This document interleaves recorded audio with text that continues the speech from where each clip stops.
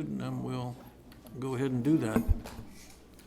Okay, I think we've hit the magic hour of 5:30, so welcome to the City Commission work session for Tuesday, June 8th, and we'll begin with the Pledge of Allegiance. I pledge allegiance to the flag of the United States of America and to the republic for which it stands, one nation, under God, indivisible, with liberty and justice for all. Okay, and we have two topics tonight on the agenda. The first being the 2022 proposed city budget and capital improvement program overview with a presentation by the various departments. Thank you, Mayor. I'll lead off a little bit here and just, we will have presentations for you tonight from the commissioners. We provided some of the detailed background information relative to some of the operating budgets, as well as the capital improvements program for, again, only recommending the priority one items within that. And so the department heads, I've asked them to kind of cover some of that information in their presentation. So, and with that, I'll introduce Dennis Marstall to talk a little bit about the city manager's office. Thank you, Ron. Good evening, Mayor and City Commissioners. Dennis Marstall, Assistant City Manager. As we are looking at the budget development for 2022, from the manager's office perspective, is that really our view is looking at the organizational-wide issues and considering the budget limitations over the past 5 years, what has that resulted in that we need to see what we can invest in 22. So as we know, we have the strategic planning process underway.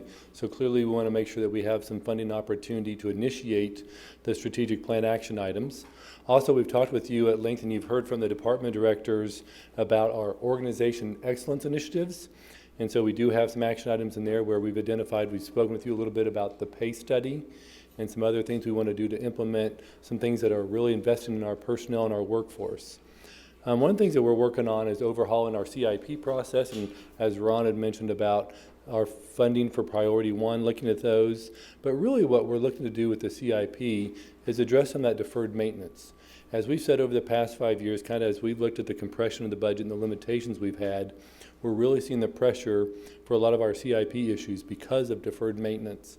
And so as we consider to look at the whole budget development from the manager's office, we really do see the need to do some of these projects that we're working on, but really vehicles, equipment, and clearly technology is something we'll continue to talk about, making these investments and talking about in the out years some of our financial systems. We've invested in our payroll system recently, which has made a tremendous improvement in how we deliver some of our businesses. Specific for our office, we are looking at, we have a 3-year server license agreement with Microsoft that we have to renew, and that's the $33,000 you see on there. And then again, as we've said, there are going to be some requests that we'll be sharing with you about personnel. And so from a organizational-wide perspective, I'm looking at the new staff positions throughout the organization and how do we advance some of that work, again, from the compression of the last couple of years and some of the funding limitations have put pressure on the organization, the existing staff. Now we're seeing the request for new staff to help relieve some of that pressure. As we think about the future budget needs, clearly I said the information technology, we are working on a strategic plan. I think we shared with you earlier that we did roll the information technology division from the finance department to the city manager's office, so we're still doing that transition. And so we really want to do a strategic plan around our information technology structure and processes. So that will go forward in 22 is what we're hoping. And then thinking about how we do our communication, working on a division for communications to really enhance some of our efforts around communication. And then we do have our safety officer back on and thinking about what we need for training and equipment purposes as it relates to safety across the organization. And then one thing you're going to hear themes from all the department heads tonight is really how do we build in that reliable funding for services and programs. Instead of making some gains 1 year, dropping back with a reduced CIP or dropping back on how we look at staffing issues, we really are going to talk to you tonight about some of those reliable funding and how do we do that. We think we look at the annual implementation of the strategic plan. That is some sustained support that we need to make sure that we do implement what we come up with for action items. Also talking about the information technology. I said we made some gains with our HR system. We want to make more gains with our financial system. And so thinking about that's going to be investment for multi-years. Also, again, robust communications in this era of 24/7 communication, social media. We make sure that's coordinated, concise, and attention-grabbing. And so we're really trying to give some of that focus and attention onto our communication efforts going forward. Because as I think we want to leave you with this message that communications and technology are the new platform for community engagement. If we look at what we did with the strategic planning and how we've engaged the community, what we're looking to do around some of our housing initiatives to engage the community going forward, we really see that these are some sustained efforts that we have to make over time to truly make inroads. And think about even our web presence and what that's meant during COVID and how we communicate and provide services. And so that's kind of just a general overview from the city manager's office. Next, we're going to hear from the finance department, and Rena will come up and go through the finance issues.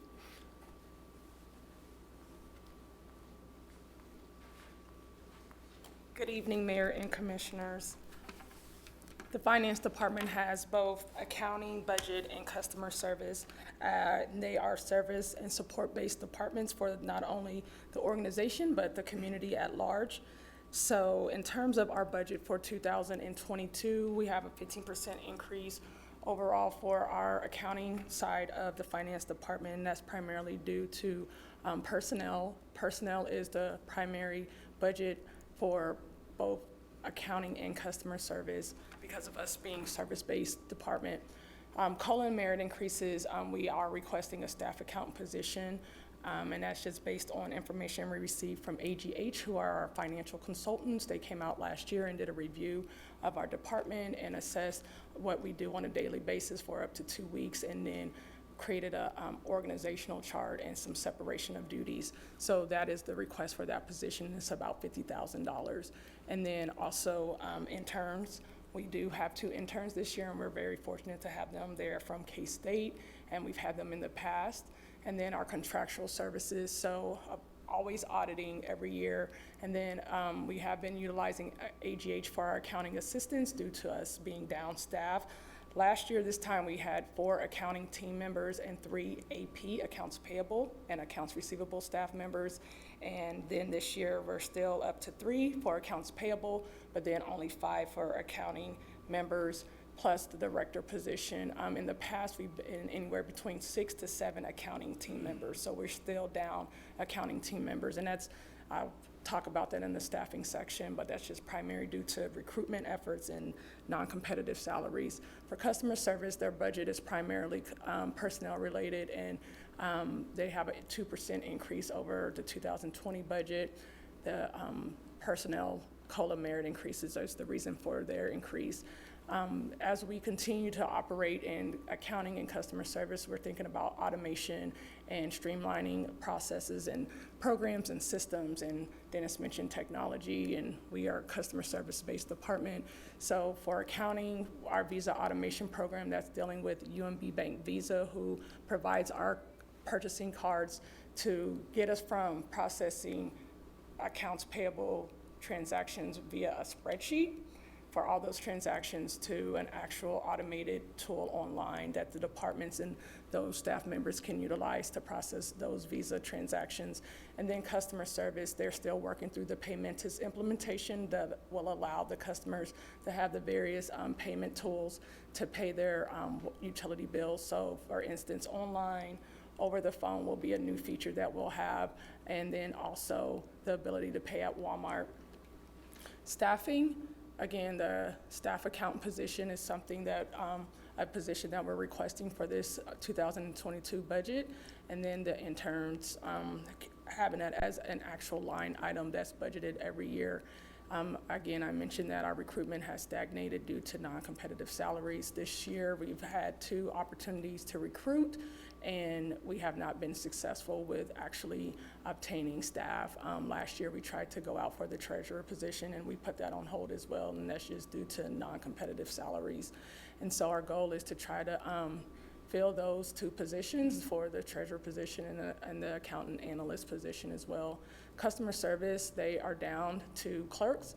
They actually completed their interviews today. They had 3 yesterday and 3 today, and hopefully they will find 2 qualified applicants to come and join our team. So in terms of for the CIP, we have been talking about the enterprise resource planning system. Our current system is an IBM i mainframe system that we've had for over 20 plus years. It's a green screen. It is, we call it the beast, but it does what we need it to do. But it's not the most useful tool, and especially as we work through budget as well as audit and preparing those documents. We do have it included in the 2022 CIP, and that is estimated about $2 million. However, there's no budget impact for 2022. That will be future years, and it will be in 2025 with the funding source unknown at this time. In terms of our future budget needs, in order to continue to serve not only the internal departments, but the customers, we need to invest in other software to perform our daily operations. So we will need some capital planning and budgeting software to assist us with our CIP overhaul, as Dennis mentioned, and then to continue to work through the budget process. We use a lot of spreadsheets, and if you work with spreadsheets, sometimes that can be tedious, and the double checking and the reconciliation is cumbersome. In terms of customer service, we have parking that's offline, cemetery is offline as well, and pet license. Those are all programs that were created by previous staff that we don't have current staff that have that expertise in helping with the update and upgrade of those. So as we talk about the ERP system, we'll also need to look at those items as well. And customer service has been looking at those last 3, and then Rebecca Doling in our budget team, she's been looking at the capital planning and budgeting software to if our ERP system will not accommodate that. We need to continue to look at evaluating the services that we provide to others and investing possibly in some software programs to create efficiencies for tracking and billing ABID and DBID customers. So currently, the finance staff is responsible for doing that, and that is a tedious process working with both ABA and DMI, their staff, to get that information updated each year in order to get those bills out. They use spreadsheets, and so then we have to take that information and turn around and put it into our system. And so trying to find some tool that we can both utilize that will create some efficiencies for both the city and those 2 organizations. Our goal is to continue to work towards getting our audits completed on time. We are on time, and we are working through our audit plan for the 2020 audit with the help of our accounting consultant. We did recently hire a CPA. His name is Michael Harms, and he's been very instrumental in making sure that we are following our audit plan and staying on track with that to be able to start our audit on July 6th, and that will be for 2 weeks. Our audit RFP, we'll have to go back out for that in 2024. We did that in the fall of 2020, and then our banking RFP will be in 2024 as well. In terms of staffing, just some budget needs, again, competitive salary offerings. Again, we had went out for recruitment for our treasurer and our staff account positions with no favorable candidates. And then we've been talking as an organization about possibly creating a purchasing division, and so that would require some additional staffing and technology needs as well. And then CIP, the ERP system for the entire organization. And then customer service has a vehicle that they will need to have replaced. It is actually a 2012 van, and they have estimated that that would be about $29,000. In terms of our programs, in order to fully support and serve the departments and public and vendors, we need to be fully staffed, have the appropriate technology, and have a dedicated funding source to create multi-year strategies for the organization.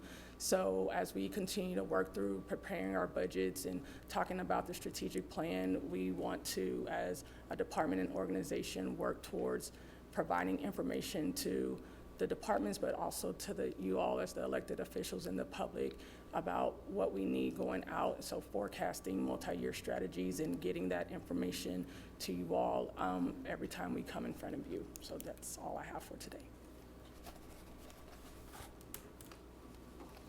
Next, Tammy Galvin will come for Human Resources Risk Management.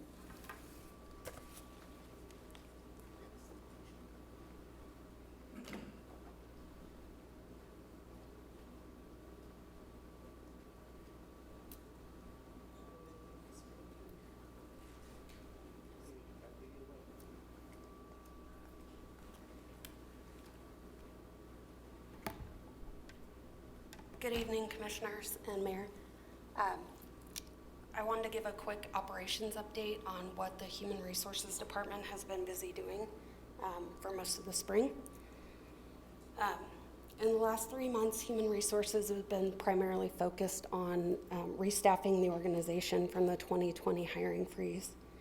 The city has grown from 422 employees to 664 in about a 90-day span, adding 16 regular employees, and in partnership with Parks and Recreation, adding over 220 seasonal employees so that we can do all the quality of life things that you guys have been encouraging us to get accomplished. We have another 51 candidates that are still filling out their onboarding packets so that they can finalize their employment and work for the city. And we're actively recruiting for 45 positions. 17 of those are regular positions and 28 are seasonal. A lot of those are hiring multiple people into one position because of the budget freeze in both regular and seasonal capacity. While the additional 240 or more employees took Human Resources quite a bit of time to onboard and get into the organization, it's going to take the rest of our departments even longer to train those employees so that they can be efficient in the positions that they're being asked to do.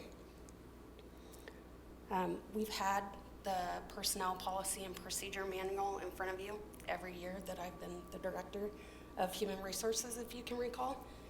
We currently have a 400+ page policy manual that considerable portions of those policies haven't been updated since 2010, and best practice is to look at policies at least every year or two and update them as needed.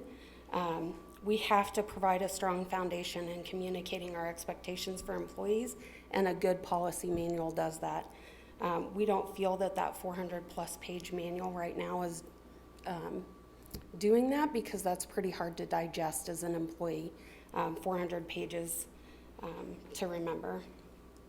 In July, I'm going to be bringing the pay study RFP for a total reward study to the commission, and we're going to ask consultants to review and update some of those policies, but there'll still be a large portion of that policy manual that will still need review. For our Organizational Excellence Initiative as the Human Resources Department, we're kind of the axle for the pay, benefits, performance evaluation portion of that initiative. And so we are supporting organizational efforts to implement the priorities through the OEI initiative, and again, asking a consultant to benchmark the city on areas of pay, benefits, performance evaluation, and work hours with our comparative communities or employers. Additionally, we've adopted a parental leave policy and a remote work policy in response to our OEI initiative as well. We do anticipate having 2 promotions in the Human Resources Department, and those are based on the career development path promotions that are set forth in the department. So they've earned some level of mastery at different areas of focus in human resources, and they're meeting or exceeding expectations in their job. Additionally, we'll have likely have an additional 2 in the following year. All right. I've covered the pay study. The one thing that I did want to point out is that it's important for the organization that if we're going to commit to conducting a pay study that we have commission support when we're ready to adopt and implement the findings of the pay study. Again, OEI pay is one of the big areas that our organization receives a lot of feedback from our employees on. And so being able to address those at both a market and a comparable level will be important to the organization. So that support is going to be really important for that pay study. For our future budget needs, I can't imagine that with 6 months left of the year, we're going to get to revising the personnel manual. And that still, as I said, we do have some portions of that we're going to address with that total reward study. But we will have other portions that we still need to continue to work on. Professional development and continuing education are items that have come up in our employee satisfaction surveys. And as a commission, I think, we like to look at training and travel as ways that we can save money in years that we need to do that. However, we have a lot of employees, not only in the Human Resources Department, but across the organization that require continuing education for professional designations and licensing. And so we feel like operationally, we're going to try to provide some professional development, but we will have to focus on professional development and continuing education because of the changing landscape and employment laws and all of the unknowns with the current administration. With changing, potential changes to employment law, immigration law, which will affect employment law, and just kind of the ever-changing landscape, even at the state level. If we look at the medicinal marijuana legislation that's at the state again this year, at some point that could pass. And at that point, as an employer, we're going to have additional policies and procedures that we need to implement in order to protect the organization with that type of legislature at the state level. We're still working on finalizing organizational training and development. As Dennis mentioned earlier, we were able to secure Paylocity and have been implementing that. One of the things that technology provides the organization is a LMS, a learning management system, that's built into the Paylocity system, so we can develop trainings, record them, assign them out to employees, and then track when they're completing those. So that'll be a nice benefit to the organization. We're also going to continue to work on kind of an employee academy. The city manager's office hosts a citizens academy, or has in years past when COVID did not interrupt that. And so we're looking to develop something similar for our new employees as well to help with retention of employees and educating them about all of the services and programs that the city is responsible for. Likely, we're going to be doing RFPs for our benefits administration, workers' compensation and risk management, contracts for our third-party administrators that assist with those programs. In the future, we would look to have human resource business partners for some of our larger business groups, the fire department, Parks and Rec, and Public Works.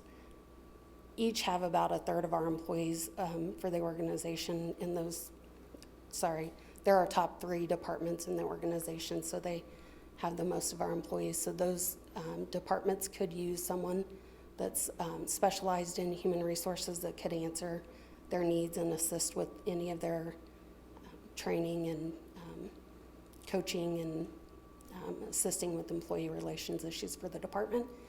And additionally, as the risk management or property insurance market continues to harden, we will probably have to be self-funded in some aspect of our property insurance portfolio just to keep our annual premiums at a rate, at such a rate that they're affordable. And at that time, we'd probably need to look at bringing in a risk manager that can manage that program solely, as opposed to having that be a function of the Director of Human Resources, because it will become its own division per se, sort of like IT did for moving into the city manager's office. Best practices, we would be updating a pay study every 5 to 7 years, property appraisals for all of the property that we own every 10 years, and then, real estate property every 10 to 15 years, and then equipment every 3 years. And that's not something that we've done. Our last pay study was in 2014. We did a small update in 2016, so we're about 7 years out. Some parts of the 2014 pay study were implemented, but not all of the items were actually fully implemented. And then I'm going to spend a good portion of my time just kind of updating you with the OEI. Sorry, I need to get back in here.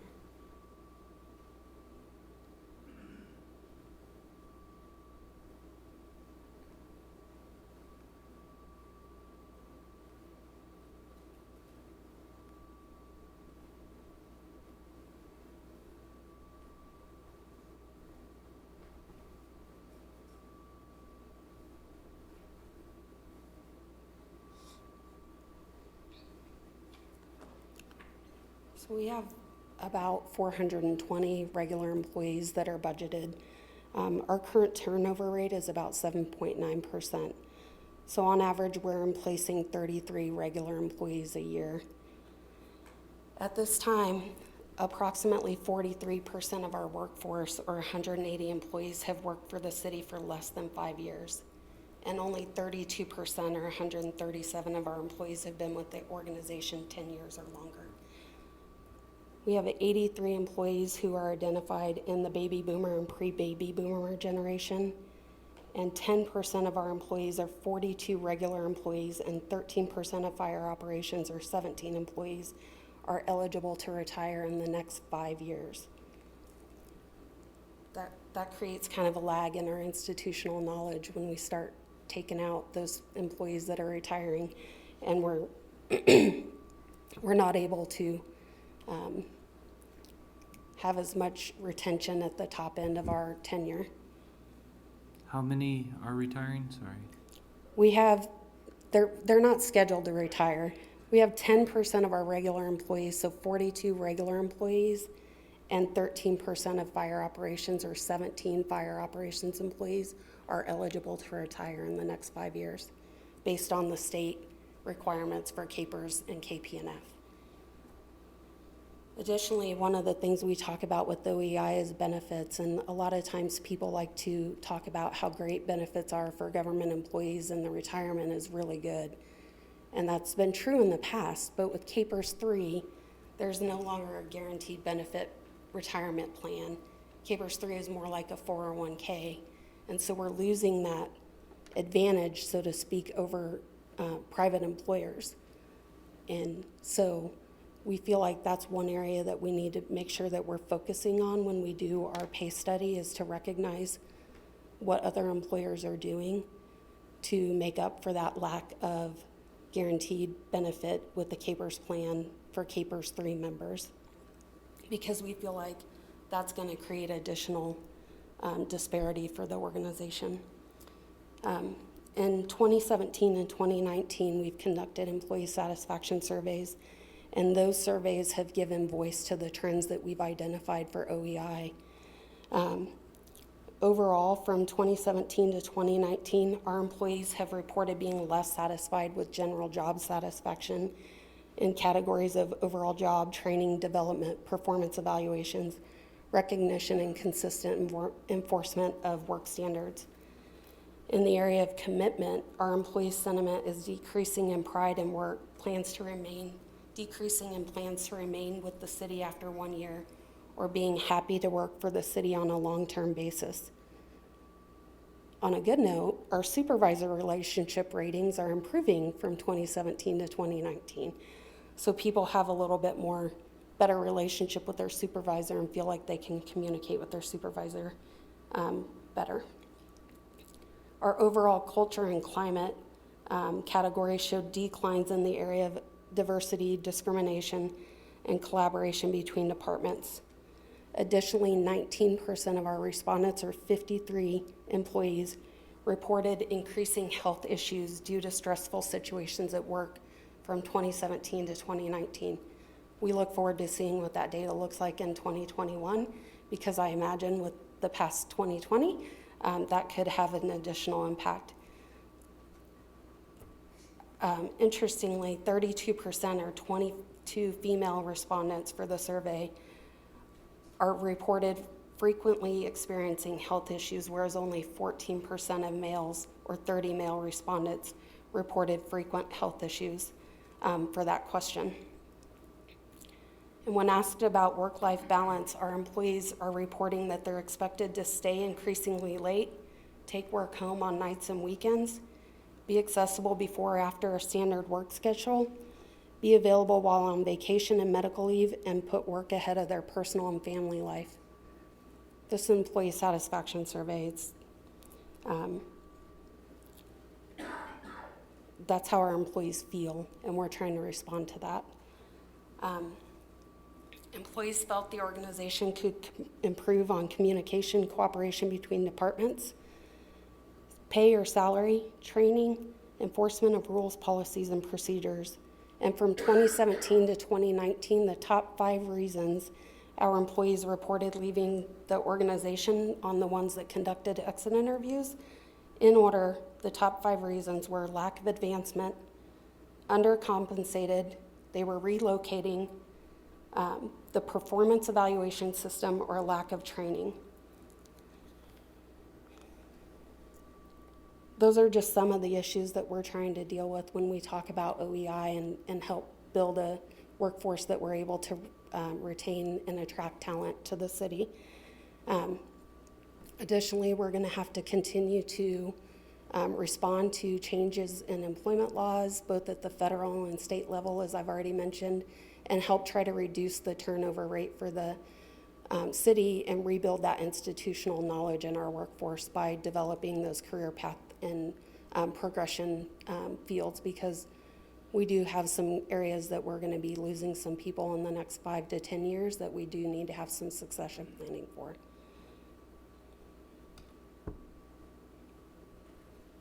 Thank you. Yes, ma'am. Sorry, this is Commissioner Reddy. I have a question for you. For the data on working off regular hours, is it possible to break that down into departments? I don't know if they gave a name or department, because some departments might vary. For example, if you have a flooding issue or stormwater or snow removal, or maybe it's even legal or whatever it is. Yeah. Is that possible to see the breakdown? I don't believe that we asked specifically for the department. Jared would know. He was kind of helped with some of the data mining. Is the data broken out by departments? I think we just asked if they're in City Hall or We did external ask by operations. department. That's an optional question, just for the simple fact that we have certain departments that are pretty small, Right. so. It would be good to know, just department-wise, because some of them, I can understand if they're difficult to have that work-life balance, depending on some of the departments. That would be good to see how that works out. Sure. Not critical, but it would be something I'd like to see. Thank Yeah, you. but on that is the issue between exempt employees or hourly employees? Because the It's- hourly employees, you have to pay them overtime, right? Yes. Okay, and then exempt employees, well, they're not 40-hour employees. Sure. They're paid for the work and not the time. Correct, so that's part of what this is all about. I mean, people have to understand the distinction there, that the laws require, if you got hourly employees doing overtime, you gotta pay them. If it's exempt employees, it's maybe a talent-based thing. Some folks can get the job quicker done than others. I just wanna point that out, so. Right. I think what I'm trying to figure out is, for example, someone like in legal department, they don't have to go look at flooding issues, but are they having to work more on some of the issues that we're discussing as opposed to some of the other departments and hourly and such, just to have a little bit more clear breakdown. I think that helps me understand it a little bit better, but also the decision makers on how they say, if you get an email from, don't answer it. or something like that. And there are countries that do that, where if you get something off hours, they don't respond unless it's extremely urgent. So I just wanted to see some of that data where we fall department by department.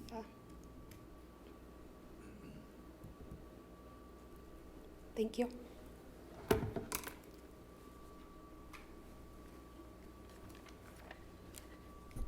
Good evening. I'm here to talk about our two divisions. The city attorney's office is our civil division, as you know, that serves the city's legal needs, and our court. I'm going to talk about the court first. From a budgetary perspective, our 2022 budget is not dramatically different than the past several years.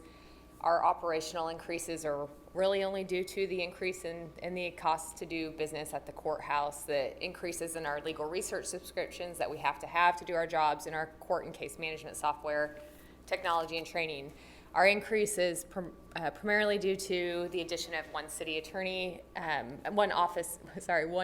in the city attorney's office. That position was scheduled for 2021 and then cut. And we have no CIP needs for the next budget year. But looking forward, talking about the court first, the court is a necessary function of the city. We provide those services, we prosecute the cases that are within our jurisdiction. We have statutory requirements we have to meet. We have operational needs that we have to satisfy. And over time, the expenses have and will continue to increase, particularly our software programs. We have to have a court docket software, court management software. We tie into federal and state software. We have to have training for those things. So over time, we just need to continue to have budget support so that we can provide those services. The other note for the court in the next 2 to 5 years is that we have 2 long-term employees who are planning to retire. We will likely need to add 1 position to replace those 2 people because we have 1 person who's been in the position more than 40 years. And in order to have someone new do that position, it may not be realistic. But also because we probably have other administrative needs we would capture with that other position. So we will, in the next several years, be looking to see where we would add a position for the courthouse. From the court perspective, we don't have any immediate CIP needs with the courthouse structure, with our security or our technology there. We had the good fortune in this last year of using the federal funds to update our technology. We now offer virtual court, which has been an incredible offering to the community for the attorneys. We've had a lot of support for it. We'll just need to continue to maintain and offer that over time. So those are things just to think about that we'll need support for as those things need maintenance, repair, or replacement in the future. I do want to note in the legal department, we are typically blessed with a long-term staff. We don't have a high turnover rate, but that has changed in the last year since the beginning of 2020. For example, we have 3 court clerk positions, and we have had 4 different clerks since the beginning of 2020 in one of the positions. The other 2 are remain. So we've had that position turnover 4 times. And our parking control officers, we have our 3rd since 2020 in one position. We're starting to see that it's more difficult to hire and to retain people in the positions. Those are hourly positions, they're lower wages. And then oftentimes one of the real reasons for departure is that lack of opportunity for advancement. That's something that we would like to improve through the OEI program and as we look at pay study and things throughout the next few years. So shifting to the city attorney's side, I've talked to you several times about our staffing issues. I started representing the city in 2003, and we had 1 city attorney, 2 assistant city attorneys, and 1 legal assistant. That is the same staffing that we have today as I stand before you. And you can imagine how the needs of the city have changed dramatically since in that time. We've added employees, we've added programs, services, facilities, we've done amazing developments, amazing projects, and we have not been able to build our legal staff to adequately handle those things. So with the budget request for next year, that will be a step forward to getting the legal staff we need. The legal staff issue is not, part of it, of course, is to deal with the daily needs of the operations, but another part of it is we are frequently asked to do training, to provide more input on projects sooner and to give more time to staff on projects that we don't have now. And we would like to be able to provide that. That's one of the benefits of having in-house counsel, is they can provide what they call preventive law. You train, you get involved earlier, you issue spot, you get it resolved in a timely and efficient fashion. And we are not staffed to do that. We're not staffed to go attend departmental meetings to talk about legal needs as they arise. We're in a reactive posture most of the time. So that's something that we would like to be able to develop as we add staff. I'd like to add a note about hiring attorneys. There's a lot of reasons that positions are difficult to hire across the city that are unique to the positions, and I recognize those challenges exist everywhere. Just to give you some insight to hiring attorneys, when we hire them, we usually don't get many applicants, and we almost never get anyone with municipal law experience. We have been fortunate in our last 2 hires to get excellent attorneys who intend to have a career with the city, a long career with the city. But I want to I'm sure we all recognize this, but most attorneys have to have gone through college and law school. The average student loan debt is $150,000. Monthly payments are about $750 to $1,000. Personally, I mentioned I started here in 2003. I am scheduled to pay off my student loan debt the same year I'm eligible to retire under CAPERS. I'm bringing up student debt because this is one of the benefits that we've talked about offering to employees as an incentive. Our 2 new assistant city attorneys are under CAPERS 3. CAPERS is not going to retain these attorneys. They are crippled by student debt. We've talked about doing some kind of student debt repayment as a benefit, at least a partial payment as a bonus as time goes on, as you retain that person. Our attorneys have been very thankful for the flexibility, for the parental leave, and for those things that we have added. But we have to recognize that we're not just competing against other government attorney jobs, which we are, but the private sector jobs are far outpacing our salaries. The city attorney's office in Lenexa posted a starting fresh out of school assistant city attorney position that has a starting salary that exceeds our assistant city attorneys. And they have over 10 years of experience. So we're not even at pace with other municipal lawyers. I know that it's difficult because when you look on paper, of course, attorneys make, good salaries, but I'd just like everyone to bear in mind that when we're hiring and retaining attorneys, they're looking at their full financial picture, and they're looking at other opportunities that will offer advantages that we are not offering at this time. So I just wanted to point that out. It's kind of dovetailing on what Tammy said in terms of supporting the pay study over the long term to get competitive salaries, and then also thinking about other ways that we can retain employees. If we can't, I'm not suggesting we can ever compete with a private attorney's salary, but we could offer some programs that reward retention over time that might help us retain people for the long run. And that is all I have, unless there are any questions. Okay, thank you for your time. How many, we have 3 attorneys now, or 4? In the city attorney's office, my position, and then 2 assistant city attorneys. I thought it was and so 1 support staff. Yeah, okay. Yes. And then the court services is separate. Okay, thank you. Yes, in court services, there's 2 prosecutors, which has been the case Right, for all along. a long time. Yeah. Okay. Thank you.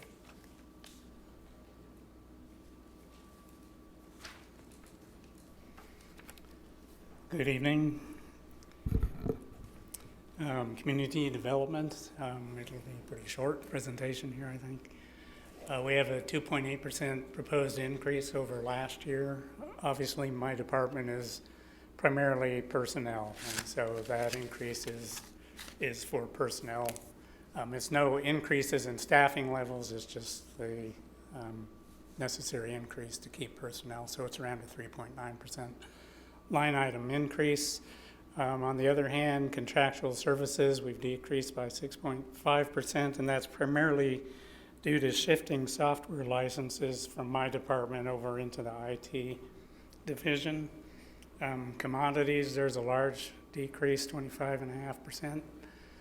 That's primarily fuel and lube costs, as well as office supply costs going down. And I think a lot of that could be due to the pandemic as well, that doing tele work and not driving vehicles and buying office supplies and that type of thing as much. But we've learned this past year how to be much more just electronic, and that we don't need paper.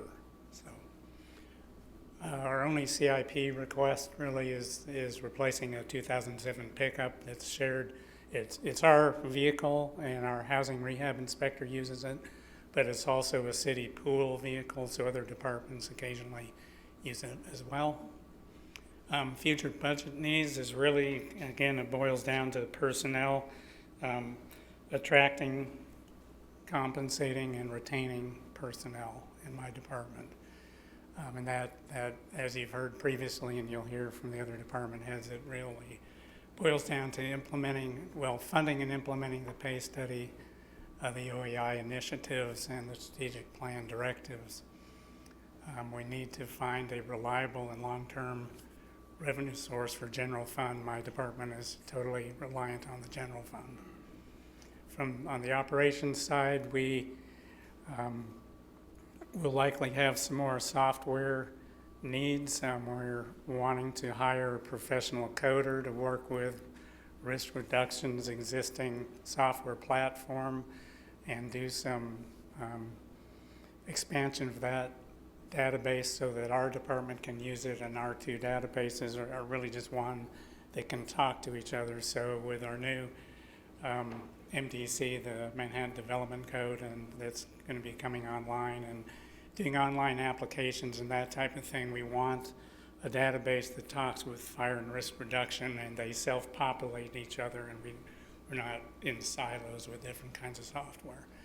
And so that will take some unique software programming that we'd like to do, and that'll be over a series of years. That won't just be a one-year thing. We need, as I say every year, we need to make our organization attractive and competitive to keep our employees and to do the programs that we want to do.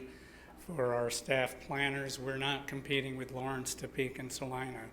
We're competing with Wichita, the whole KC metro area, Omaha, St. Louis, Denver, Tulsa. And those are the compensation and benefit packages that we're trying to compete with. My planners can go 2 hours east of here and be making $10,000 or $20,000 more, and have less requirements for like AICP certification and that type of thing. And as you've heard me say before, Manhattan, we need to be looking regionally and globally. We're competing at regional and global levels depending on what topic you're talking about. We need to grow our job base, housing choice, become more disaster resilient, attract and retain professionals and a broader workforce, not just for the organization, but community-wide. And that all takes different types of community planning and placemaking. And you've seen initiatives like that in downtown and Aggieville. Downtown, we did, I would like to just point out, both the Downtown Tomorrow Plan and the Aggieville Community Vision, those were both in-house plans that were done by our planners. And to retain those type of employees that can do that type of community visioning, we really need to start getting serious about the pay study and the OEI initiatives. So that's really all I have this evening, unless you have any questions. Eric, I did have a question. Yeah. Several years ago, I remember that the city merged the inspectors from community development to the Right, we fire had code. two zoning inspectors that Right. were in my department, and we moved them over to risk reduction. Yeah. So they were cross-trained to do zoning inspection and Right. enforcement, as well as the, I'm forgetting the terminology, the existing property maintenance code types of things, not so much the construction inspection. It was Yeah. the property maintenance inspectors and zoning inspectors. Exactly. And then what is a coder that you called Oh, that's a, for the development code? yeah, no, that's a software specialist. Okay, Fire and risk reduction have a software specialist that they use that we would like to hire to help modify some of their existing platform to accommodate our needs and make them one system that talks and integrates. thank you for sorting that out for me. Yeah. That's it.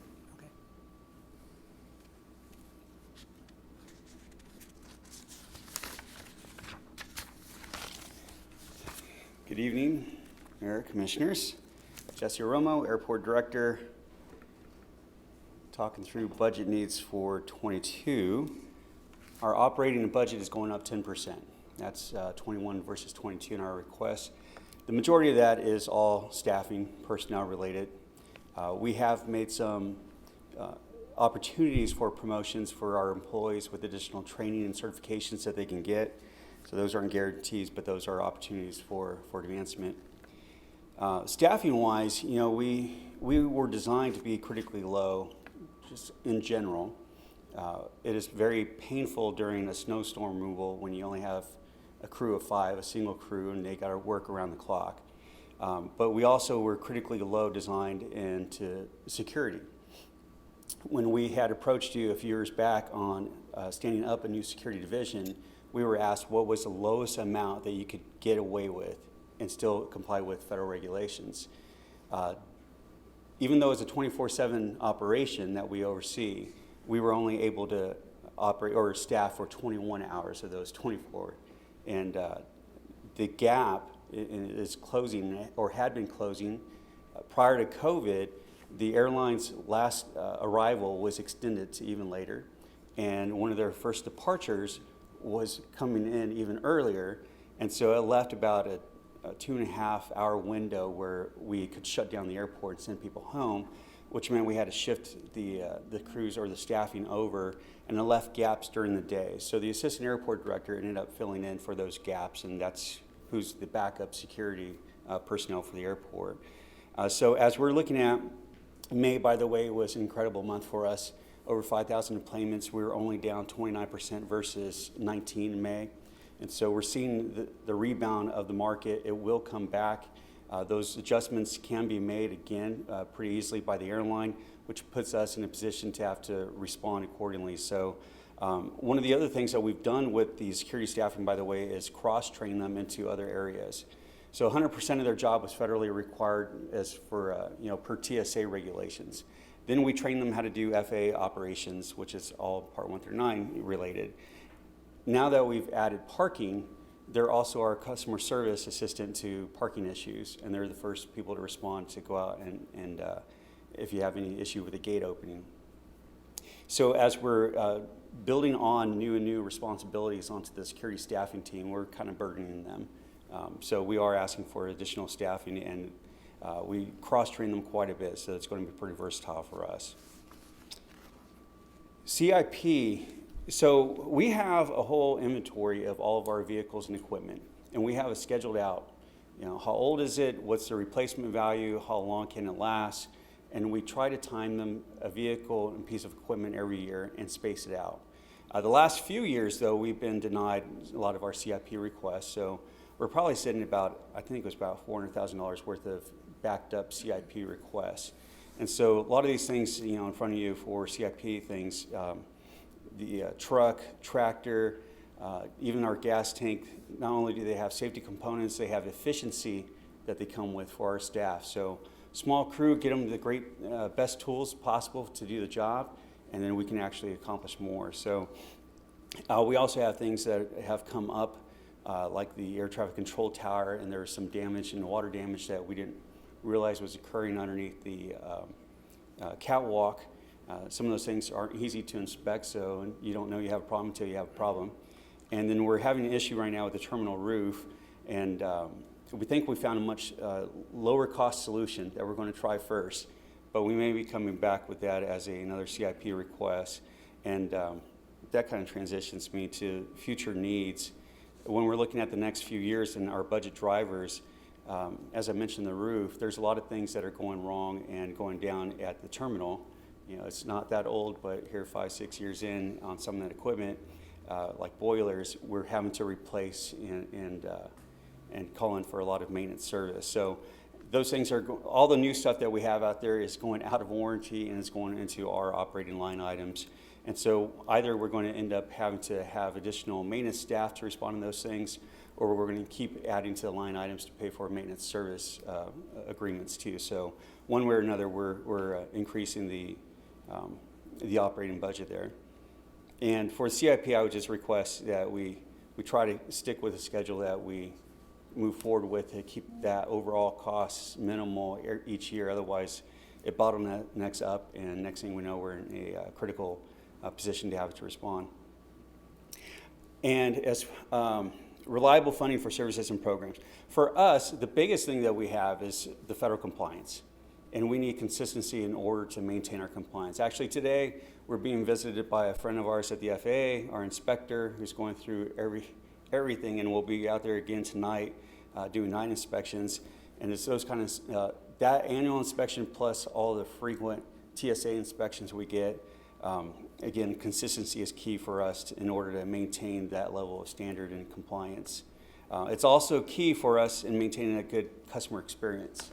And so we try to do everything we can in keeping things clean, polished, nice and shiny for folks to come in and have a good positive experience at the airport. And that's it for me, unless you have any questions. Jesse, this is Commissioner Reddy. The CARES money was very generous to airport facilities.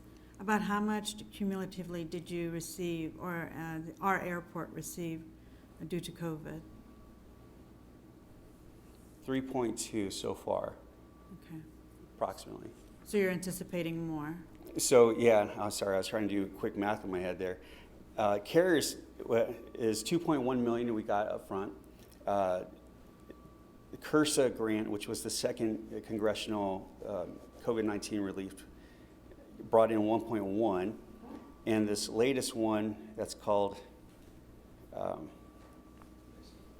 the rescue. Well, the latest act that came out, we're still waiting for the determination from the FAA on awards to all airports. They've been a little overwhelmed with all these new programs and funding, so we've gotten 3.2 so far. So far. So probably altogether, it may be about closer to 5 million, I would assume, hopefully. And typically we get those funds from our general fund, right? In a non-COVID year, Yeah. it's usually about a 60-40 split, 60 coming from general and 40 from airport revenues. Okay, okay. Sounds good. That's the information I was looking for, because I think that was one of the only organizations that was taking care of staff and everything. There weren't any, anything that was, it didn't have to be itemized and only this can be good and this is not, but I think everything was covered under that CARES money.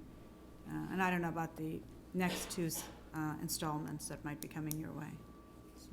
Yeah, each act has a little bit different in eligibility, but they've been broad enough for us to get a lot of reimbursement on our operating budget.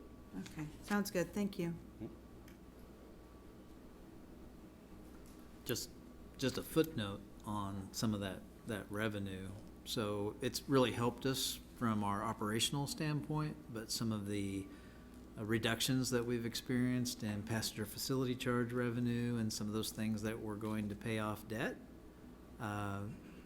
there's some restrictions on, and under the rescue plan, our big bulk of funds may not help us in that, but that's certainly some of the comments we plan to make about how some things are patterned and specific, and being able to reimburse some of those specific components would help us a lot more.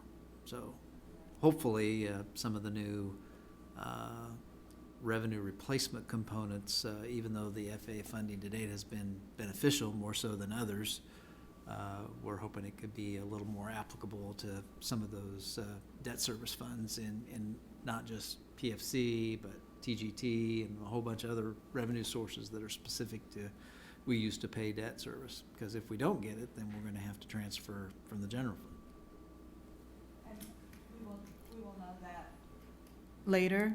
We don't know all of The the final rule won't details come out till towards the end of July. till the end of July. Okay, thank you. Thank you.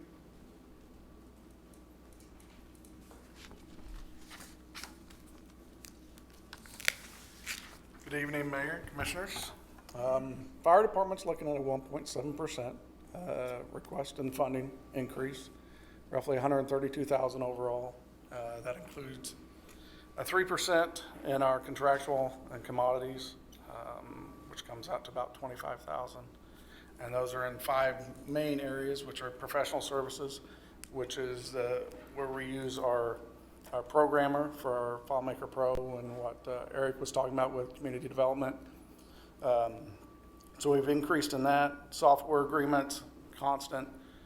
Software is just continually going up, technology costs. Ground maintenance, security, and then training. So the remaining roughly 106,000 is in personnel increases. As part of this, the city and the union have agreed on a 2-year contract.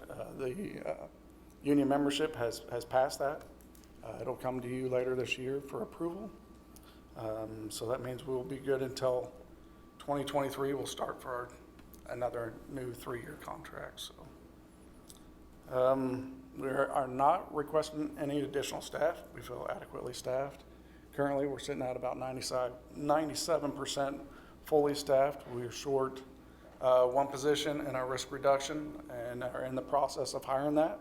It'll be a property maintenance inspector, which again is another position that we talked about with community development. That's that combination position that does both zoning and property maintenance. And then we're short 2 firefighters, not because of inability to hire, but we have 1 hiring per year with fire department. That's our, happens in May. We lost 2 candidates before we could get anybody in to replace them. So we'll go the full year without having those 2 additional positions. So. From CIP, we've got roughly 50,000 requests in the general fund, and that's to replace 2 risk reduction vehicles, one being a sedan of 2007 and the other being a truck, which is a 2008. So that comes out to about 50,000. And then we're also requesting through the fire equipment reserve, which is an addition, 69,000 in the bond and interest fund that's paid through the fire equipment reserve to replace the battalion chief's SUV command vehicle. We're looking for a dedicated transport for our boats. We're looking at replacement of rescue equipment, which is our rope equipment. It has a 10-year lifespan. Our airlift bags that we use for vehicles are end of life. And so we've got that's an ongoing constant. We're replacing equipment based on typically, because it's life safety equipment, always has a deadline and roughly 10 years. And then we're also requesting, which is more of an enhancement, is a drone. This will be the 3rd drone that we'll have purchased. We currently have a couple smaller drones that are really good with thermal capabilities and can get up and fly. The drone we're looking to complete our team has the capability to have a payload, a 5 to 10 pound payload, which means we'll be able to carry out a life jacket. We've tended to use these on our water rescues and get something out to somebody quickly before our boats can get out there. So that's our request through that fund. Scott, when you say transport for boats, is that just a trailer? It's a pickup. We're looking for a pickup. Yep. Okay. We're looking to have a 3/4 ton pickup that has the capability to put a shell in it. One of the things that with our new boats, it's a double stacker. One of the things we're not able to carry right now is like our wetsuits, our ice rescue equipment, some of those different things, and we don't have a dedicated vehicle. Right now we're using 3 different vehicles, trying to figure out which one can pull it for the time being. It's not typically hooked up, ready to respond on emergency immediately, and that's what we want, is to try to get something that's an immediate, be able to respond right out the gate. Scott, Yep. how many firefighters do you have right now then? Currently, we have 72 on shift. Okay, thanks. 4 of those are in the academy right now. We'll be going on shift. 4 new ones. 4 new. 4 new. In training. Yep. We have one that didn't have to go through academy, was a student firefighter, so we're able to bring him right on. Still went through the hiring process like all the others. So looking forward, our future budget needs, really technology seems to be the biggest player. Technology and software, they continue to go up. Having a consolidated dispatch with Riley County Police Department We're looking at the idea of mobile data terminals. PD's had them in their vehicles for many years, and that's one step that we would like to see at some point is mobile data terminals in our vehicles. Also with technology, one of the things we've seen and can show that it truly does work. In 2019, using our programmer, we were able to convert into mobile inspections. Our building inspectors we're able to use them out in the field. The building permit applications are all done online now, which really helped us during the pandemic. We didn't have to recreate anything. We had that developed, so it really helped us to continue a seamless process. Staffing, really, obviously, I don't think anybody is out to have hiring freezes, but that really does have a snowball effect with those freezes. We ran into a lot of issues with not being able to get people hired, and then all of a sudden you're down 3 or 4 people. You have small divisions, our risk reduction division. We had quite a few hiccups with plan review. A lot of our developers were not happy because it just takes so much time to develop those people, and getting them and hiring them all at the same time makes it really difficult. So really support the OEI, support the pay study is really what I request or ask of the commission is to commit to our employees. They committed to the community, they committed to you this last year. They took hiring freeze, or they took pay freezes, they took hiring freezes, they added extra work, and they're looking to you to say, hey, we're committed to staff. So that's really what we're looking for. In our future CIP, we've got a $250,000 storm siren project. It's taking the Wayland sirens that we got from the dam, converting them to new voice-activated sirens and adding a 5th one, which will give us full and complete voice activation along the Blue River and into the Kansas. So it's a good, useful project moving in the future. A feasibility study on our training facility and our training ground. I've been to a couple times talking about the need and the desire of K-State and what they're going to do. Last year when I came to you, there were some suggestions on looking at different areas. So in order to do that, at some point we're going to have to pay for a feasibility study, or we'll do it in-house if that's what you desire. Wait a minute, it's a feasibility study for a training center? Right, a training ground. For fire, for what? Yes, for the fire department. Fire department.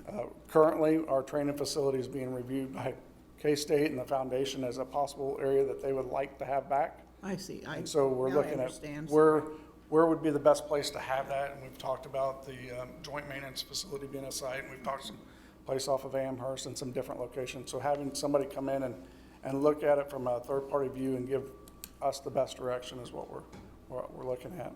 Now, if Kansas State wasn't thinking about taking that back, would it be necessary to do this? Likely no. Okay, so what we would do is adequate. So I guess my take on that is we talk all this great talk about intergovernmental cooperation and communication, cooperation with the university.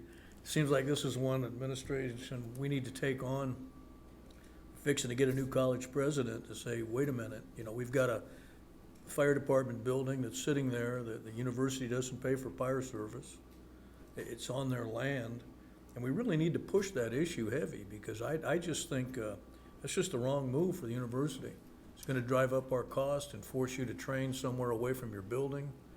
And just long-term, it doesn't make sense, especially with MBAF there. I mean, that fire department building, and that was the concern that the county had also, because we talked about consolidating EMS there and actually had a plan to do it, and the county doesn't like it because they're afraid K-State will pull the land out from under us.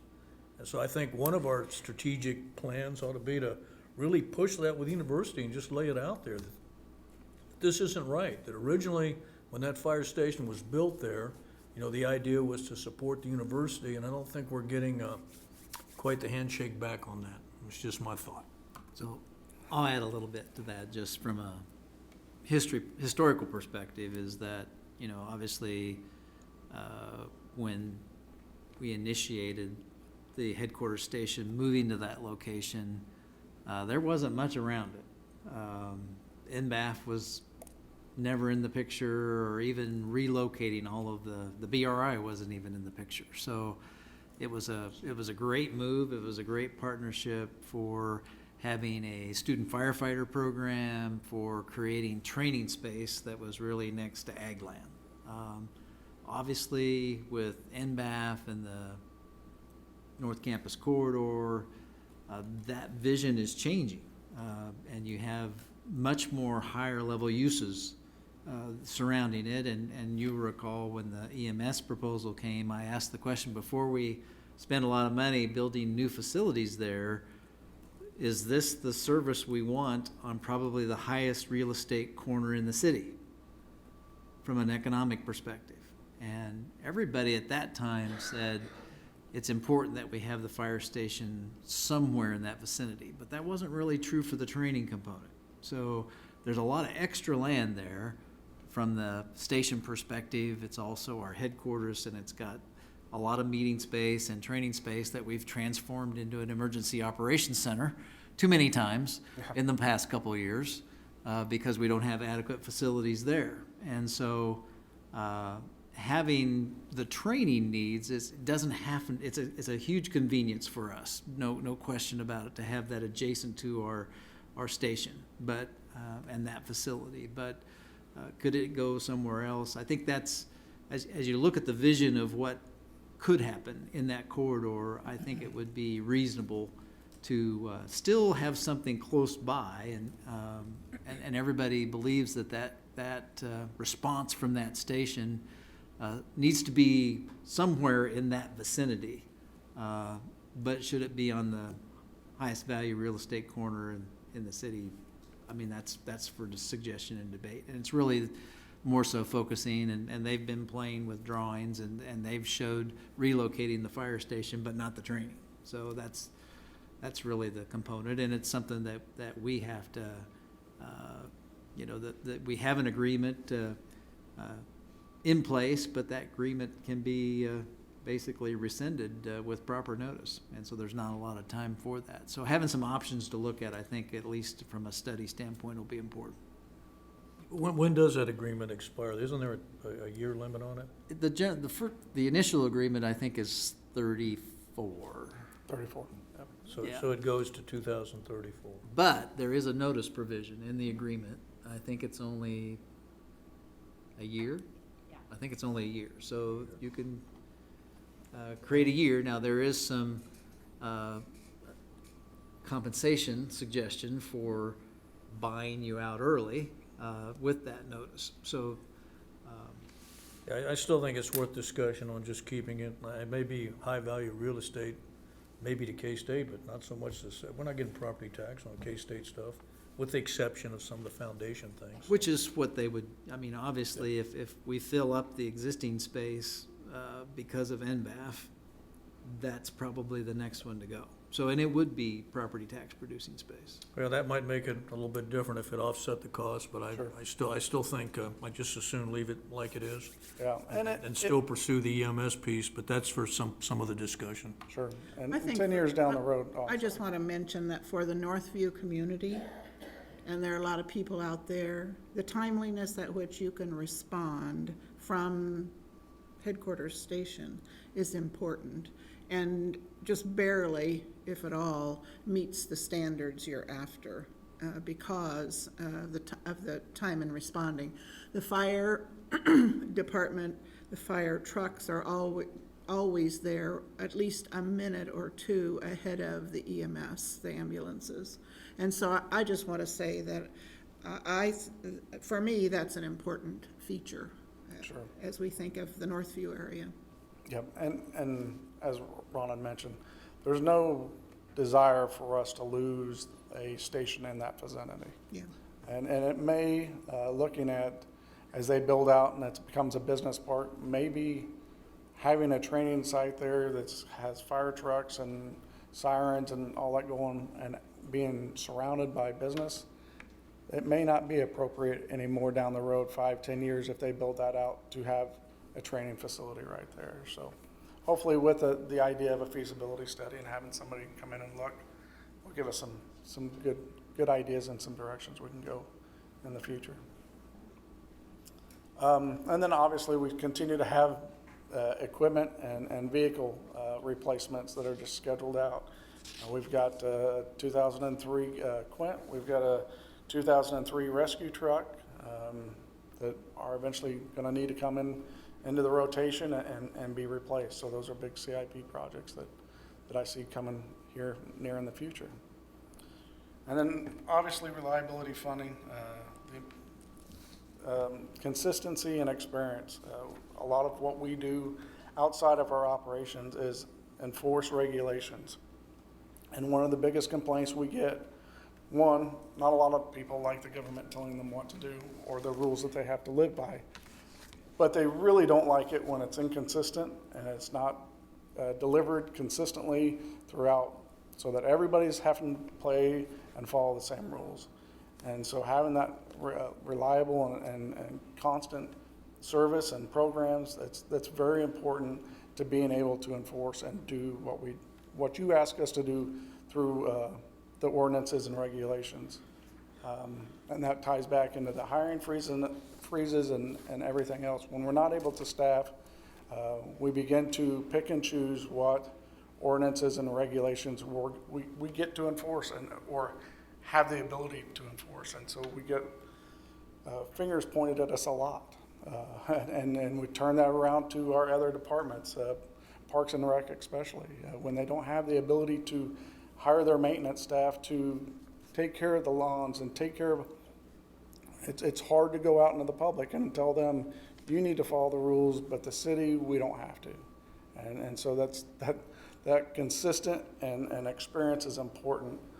The other thing we find is the efficiencies with experience, and the other departments have been talking about that. But if you have new employees, it takes a lot longer for them to understand the rules, understand the questions that come. So especially in our building codes and our plan review, one of the biggest problems we have is they see there's a problem, they don't know how to solve it, so they have to go back to the office. They spend the next 2 days researching something, and the quickness on answering people's questions suffers. And we have a very well-trained department.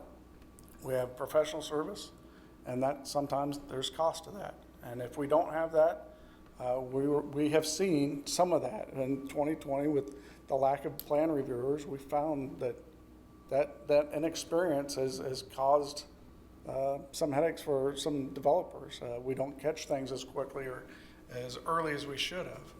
And so we're going back out to them and saying, hey, you can't do that. Well, why didn't you tell us that when you reviewed it? Well, it was inexperience and a lack of education and training that we missed some of those things.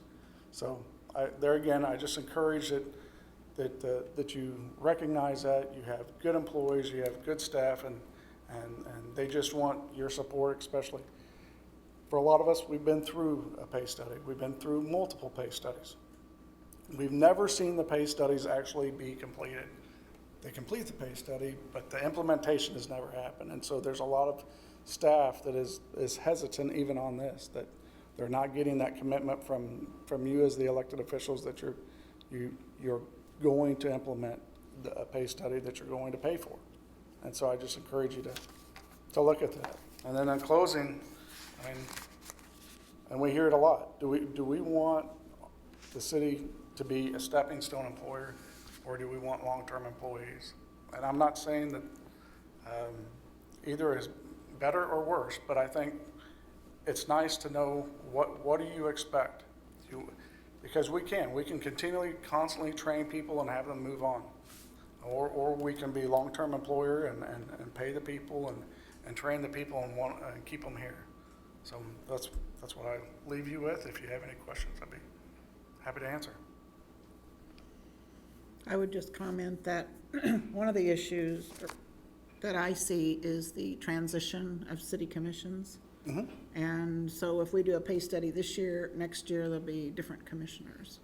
And so if you can ever do a study and implement it the very next year before there's any city commission turnover, maybe somebody's listening for one of the forums and they will talk about these issues and ask the candidates questions. Yep. Thanks. Thank you. I just want to piggyback a little bit on Scott's fire equipment. And so we do have a fire equipment reserve fund. It's one of the few or only specialty funds. We have a CIP reserve fund for buildings that has no money in it, maybe a little bit, but that we used for the expansion, you might recall. Most of it was established from transfers of some surplus sales tax funds.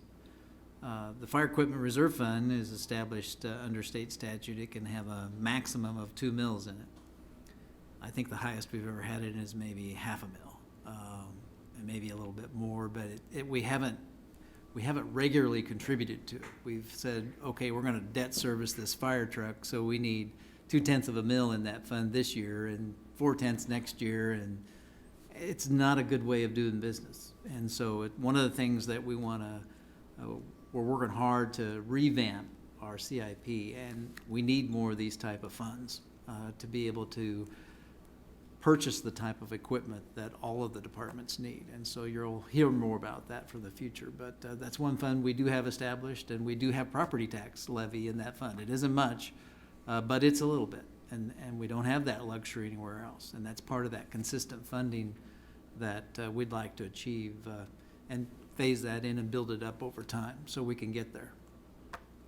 And that's because the state requires it, or state They don't require it, but they do allow it. accommodate it. We have to take Okay. the action to Yes, establish to- it To put the money in it. and then levy it.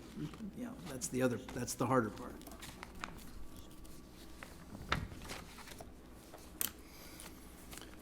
Well, good evening, Mayor, Commissioners. Always enjoyable to be here. Goodness, as I look at this, it certainly has a lot of numbers up there, though, doesn't it? I've had a lot of fun preparing this, so I think really my presentation is fairly obvious with my very first statement. We're going to have 3 new facilities fully operational in 2022. And I know that you've all been up there enjoying those and seeing the community enjoying those, so I think we're very justified in our request. I do expect $400,000 in new expenses that we haven't had before that are going to be relative to those new facilities. I put in here 2021 program reductions. We've proposed $120,000 in reductions in 2022 for our recreation programs, you know, that can offset that $400,000 in new expenses. But I proposed those reduction in services for 2022 similar to what we're seeing in 2021, excluding Seco Pool. We are planning on opening all 3 pools if we have the staffing to be able to do so. So again, operations for 2022 budget certainly focus around new facilities. Staffing, you hear it every place. We're 17 full-time employees down still in our department. Actually, I think we had 2 that we had made proposals to, and they've taken themselves out of even consideration, so it's a little higher than that, almost 20% of our department. Staffing is a huge concern. We typically, you know, hire $1 million worth of seasonal employees between aquatics, recreation programs, and park maintenance. We're certainly not spending that this year because we can't employ people. There's not enough people that are seeking jobs. It's a huge impact to our park maintenance. Casey Smithson, our park superintendent, depends on traditionally about 22 seasonal employees to assist with the mowing and various maintenance around the city. I think he has not even 6 seasonal employees this year. We have to get away from our dependence on those seasonal employees because that workforce obviously is dwindling. There's fewer people age 18 to 25 that are willing to work because they're busy with other things. I'm proposing, and we've done this previously, to convert those seasonal dollars into full-time employees. Yes, we would get fewer bodies, but I think we'd get more consistent and we'd get year-round man hours as opposed to the seasonal laborers. We did this, I believe, last year, converted some seasonals to a couple full-time. It's helped us.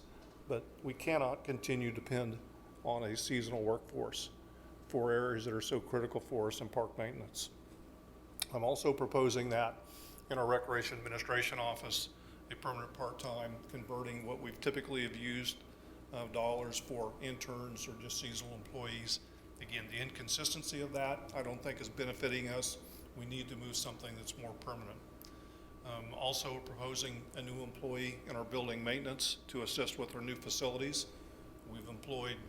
We're attempting to employ some with this 2021 budget, but still proposing to make sure that we're fully staffed to be able to manage those 3 new facilities, and requesting 1 new employee for building maintenance. You'll see on here 4 to 7 employees for parking, garage, and parking management. You know, that still is in flux right now.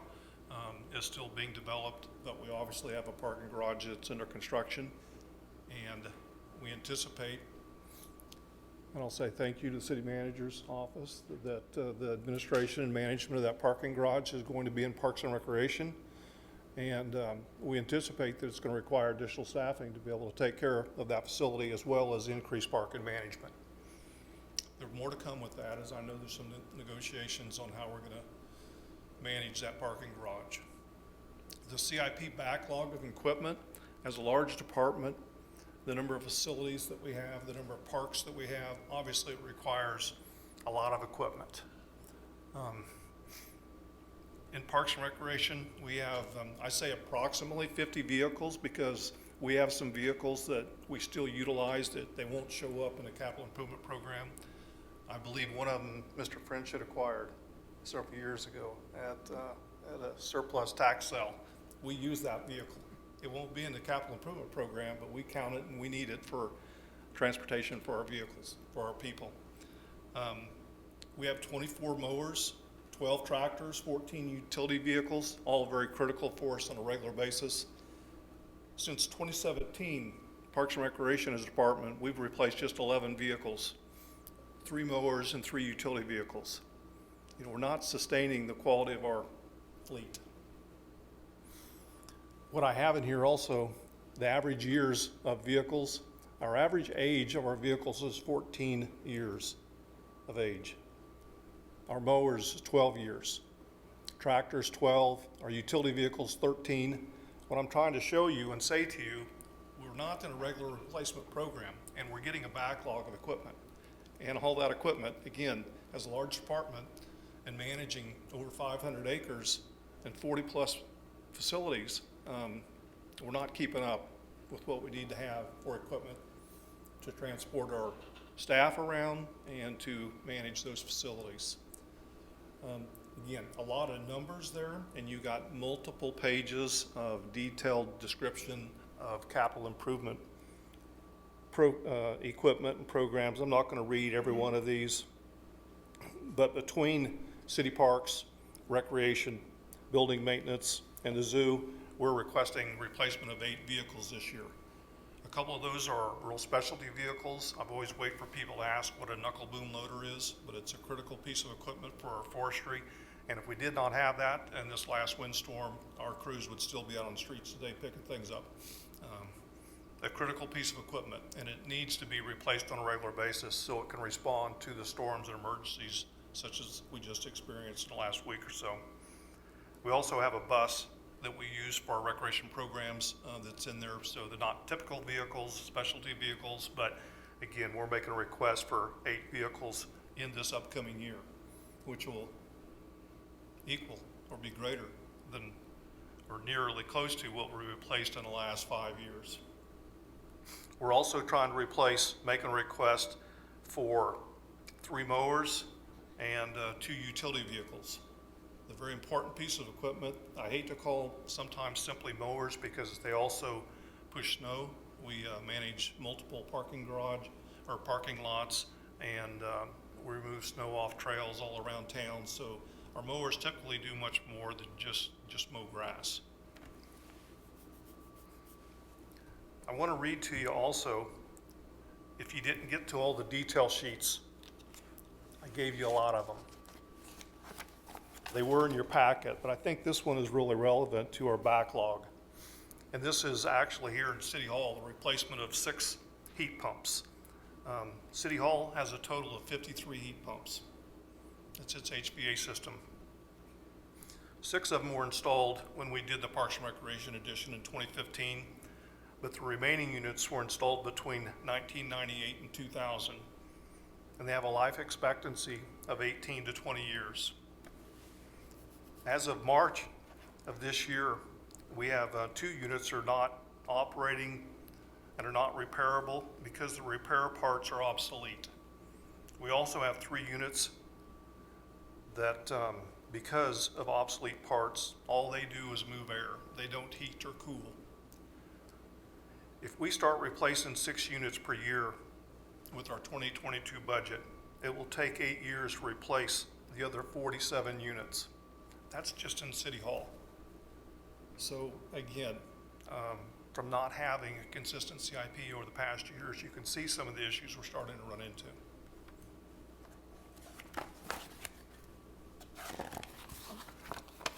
Again, the bottom, when you see other sources, Animal Shelter Trust, grants, Special Sunset Zoo, Special Parks and Recreation Fund.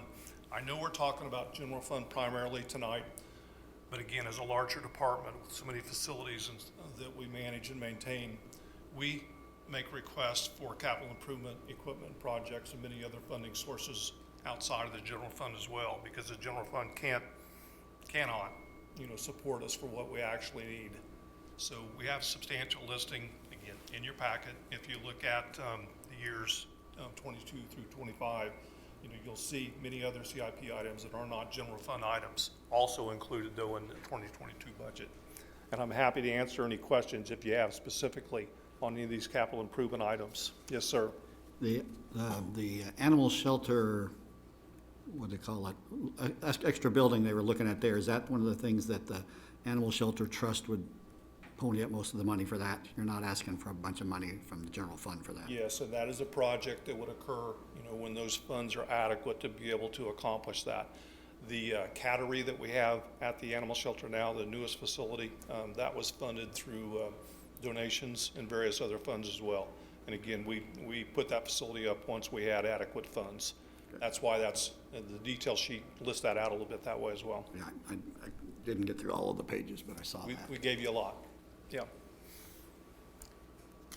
So that's a quick snapshot, 2022. One page for me. We have 15 different budget sheets within Parks and Recreation that, get up in the range of $10 million. I can't cover it all in 1 or 2 sheets, but happy to answer any questions as you look through your sheets.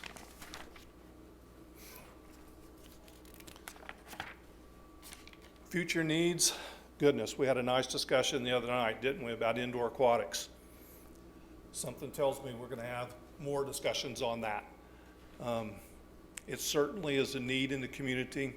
It's one of the top 4 priorities that were developed with one of our previous planning studies.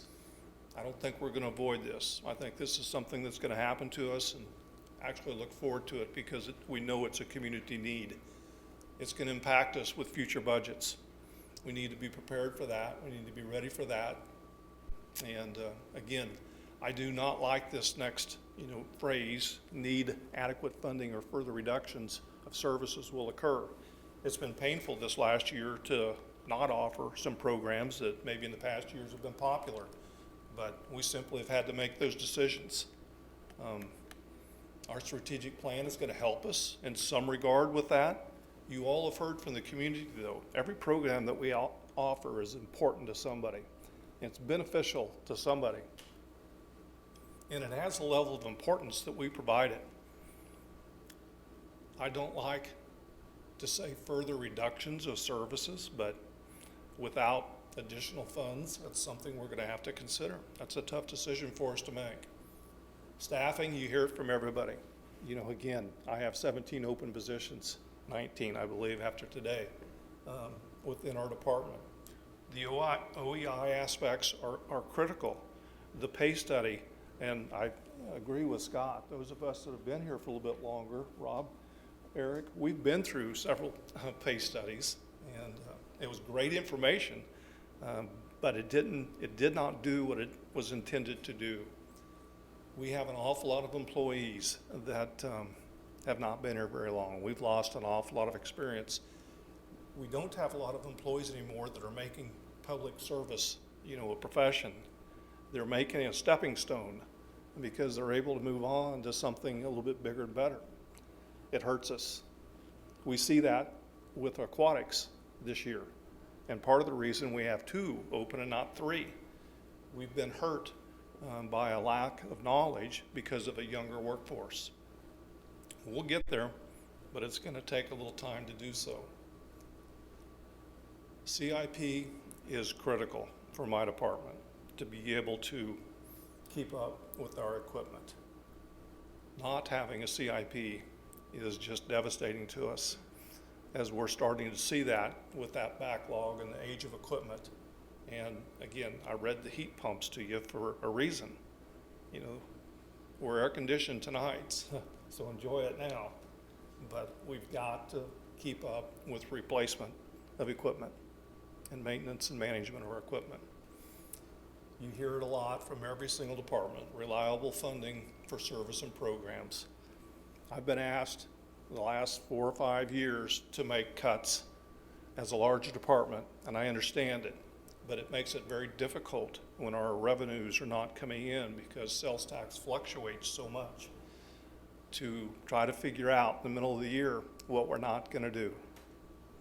And that's unfortunately has been more of our focus in the department, what we're not going to do as opposed to what we are going to do. And it pains me again, reduce services.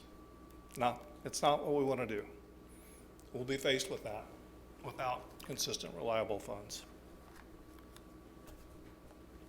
That's the shortest presentation I think I've ever made, so.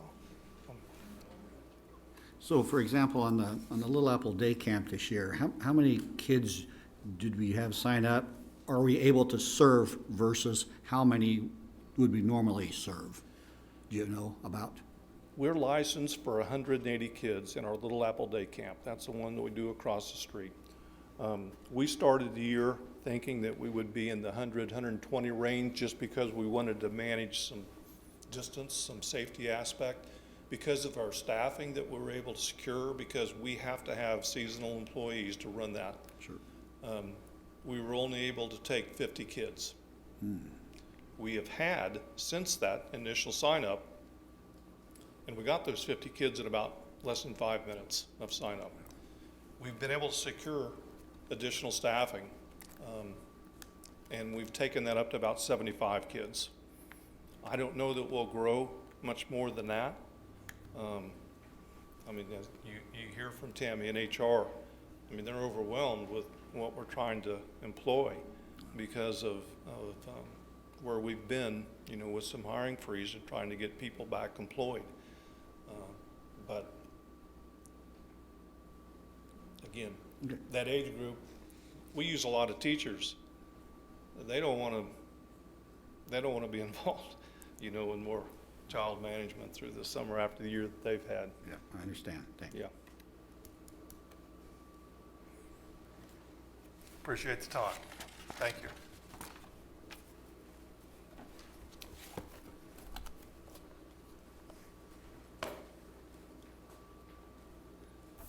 All right, good evening, Commissioners, Mayor, Rob Ott, Director of Public Works. We are talking about the general fund tonight. Overall for Public Works, our increase is roughly 3.1% increase in the general fund. In 2022, we're looking at 4.5 million overall for 4 different divisions. In 2021, we were 4.4, so it's a $135,433, and I'm sure there's some pennies in there as well. Commissioner Estabrook, you asked me previously, try and take a look at turnover rate. So I kind of want to explain this slide here a little bit. This is data that is pulled directly from our Paylocity that HR manages. So the scale here, the vertical scale on the left is percentage. It's not whole number of people turning over, it's percentage of people turning over. So I'll kind of pick on myself and my office coordinator. Apparently I'm an extremely difficult person to work for because I've had a 50% turnover in my in my little two-person section. Now, when you get down to obviously water distribution, street, both of the treatment plants, both water and wastewater, there's more folks out there. So even though the percentages are less, there's more whole number of people that are turning over. And I'm going to give you some examples similar to like Katie did earlier. The mayor and the commissioners were kind enough to recognize Public Works Week back in May. And I mentioned 2 of our water treatment plant operators that had over 100 years experience between the 2 of them. One of them's getting ready to leave us. He's finally given us a retirement. But we've also had a younger water treatment plant operator who's leaving. He's getting hired in the Kansas City area a salary greater than the superintendent that we pay right now that runs the entire plant. Those are the problems that we're facing. Another example is also our construction inspectors that work for engineering. Some of the starting salaries in the private side are higher than the engineers that we pay in Public Works. So it's very difficult to get these inspectors, water treatment plant operators. Mary, you asked a little bit, are they hourly or exempt? I've gone back, both Randy and I have followed up, especially in the water distribution folks. We've done separate interviews. HR normally does an exit interview. And we followed up because of some of the comments, concerning comments in those exit interviews. And we've interviewed those employees, Randy and I, and try and really dig into the root cause. And some of it is the amount of time in which they're on call, because we have restrictions to how far they can go. What do you mean I can't go see my daughter's basketball game? I can't go to the volleyball game in Emporia because I got a 50-minute recall? Those are the sorts of issues that are hurting us. And when you have shortage of staff, that means you're going to be on call more often, and that restricts your family life. Yes, they get paid overtime. Yes, they get paid on-call pay, but that's the issue. Tammy talked about employee satisfaction, and it is tough. It does, whether you're at the top or at the bottom, it feels like some days you just can't even go on vacation. I think Rena had one of the best comments in her opening slide. Recruitment has stagnated due to non-competitive salaries.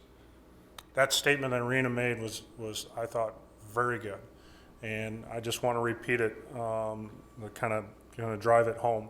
And it gets to what Scott was talking about earlier in terms of if we're going to do the salary study, we need to follow through. Otherwise, let's just take the money and give it to a certain class of our employees so that at least they get something. Because like Eddie said, some of us that have been around, we've been through a couple of these and we see nothing changes. So there's some distrust out there right now.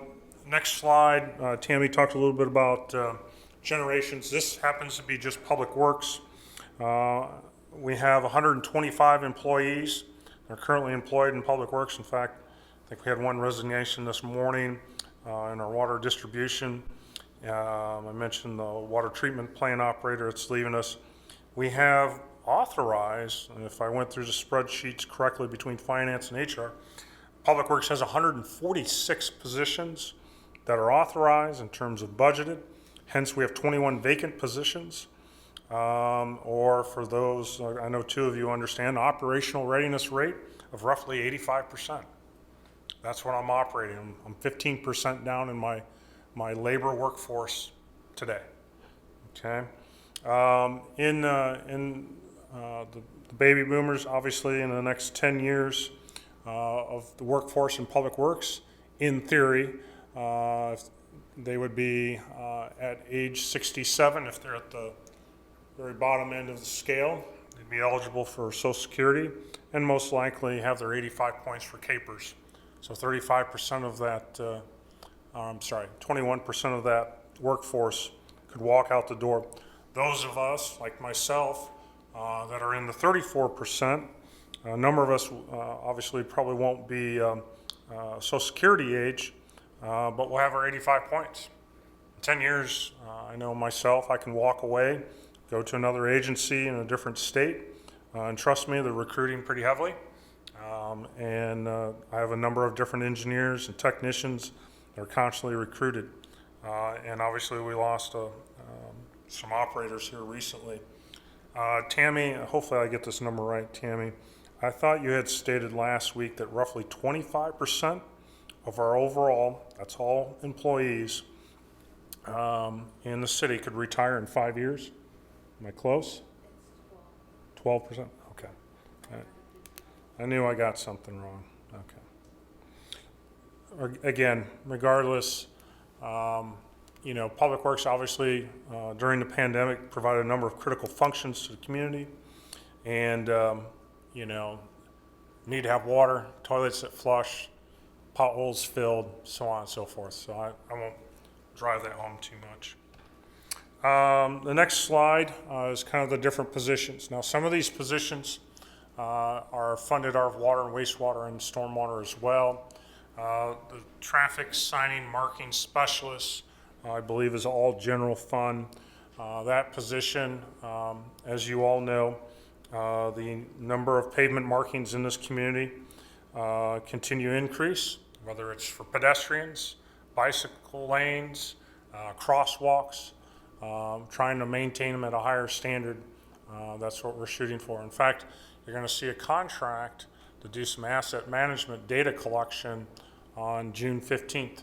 So when you look at one of the items that we have on the consent agenda, there's a component in there for gaining data on all our arterials and collectors, because that's where the majority of our pavement markings are, and getting a handle on just how many lineal feet that we have. Here's Morris, you got a question? You look like you were reaching there. I was just thinking about better paint, Sure. because it seems like within a week or two of, at least on Casement Road where I notice it, it seems like it's already tracking out and it's fading, and it just goes back to hardly being there. I just would like to advocate for an improved quality. I don't Or disagree. some glass beads in it. We already do put glass beads. We Yeah. use latex paint. I know that Brian and Bill Dickinson have talked about looking at an epoxy machine, but that epoxy machine has additional costs. But that's where the specialist would help on the labor side for operating that piece of equipment. And I don't disagree with you. A higher quality. We have tried, Brian and I have tried through projects. I'll use the Kimball project where we did the asphalt mill and overlay, where we do get thermoplastic or epoxy. We do get a longer life on those lines and markings and so forth. But I'm here to tell you it's not sustainable on what contractors charge us to do that citywide. It's just. I especially like it after a construction project is over and the contractor has to put the markings on. Yes. Their equipment, $500,000 to $750,000 truck. We have a $55,000, or Brian's side, $55,000 unit that's palletized that fits in the back of a 3/4 ton pickup. So it's a magnitude of difference in the equipment we have compared to contractors. Some of those positions up there, the senior administrative assistant and the building technician is for the new joint maintenance facility in terms of taking care of the maintenance, as well as administrative support. A couple of you, I think, have gotten some emails, and, well, how come the water folks aren't picking up the phone? How come the sewer folks aren't picking up the phone? I'll tell you why they didn't pick up the phone today, because we had a water main break and we got a sinkhole we're investigating. And the one superintendent that does answer the phone was probably out in the field.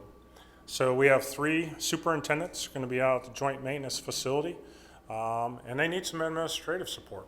And that's where that position comes in, as well as a promotion of the one person that we have that's an executive secretary right now. That individual will be promoted to office coordinator. There'll be more demands, but at the same time, there's supervisory responsibilities, and that individual has to manage not only Public Works, but also Park and Rec for Casey and his staff, and so on and so forth. So with that, I'll keep moving.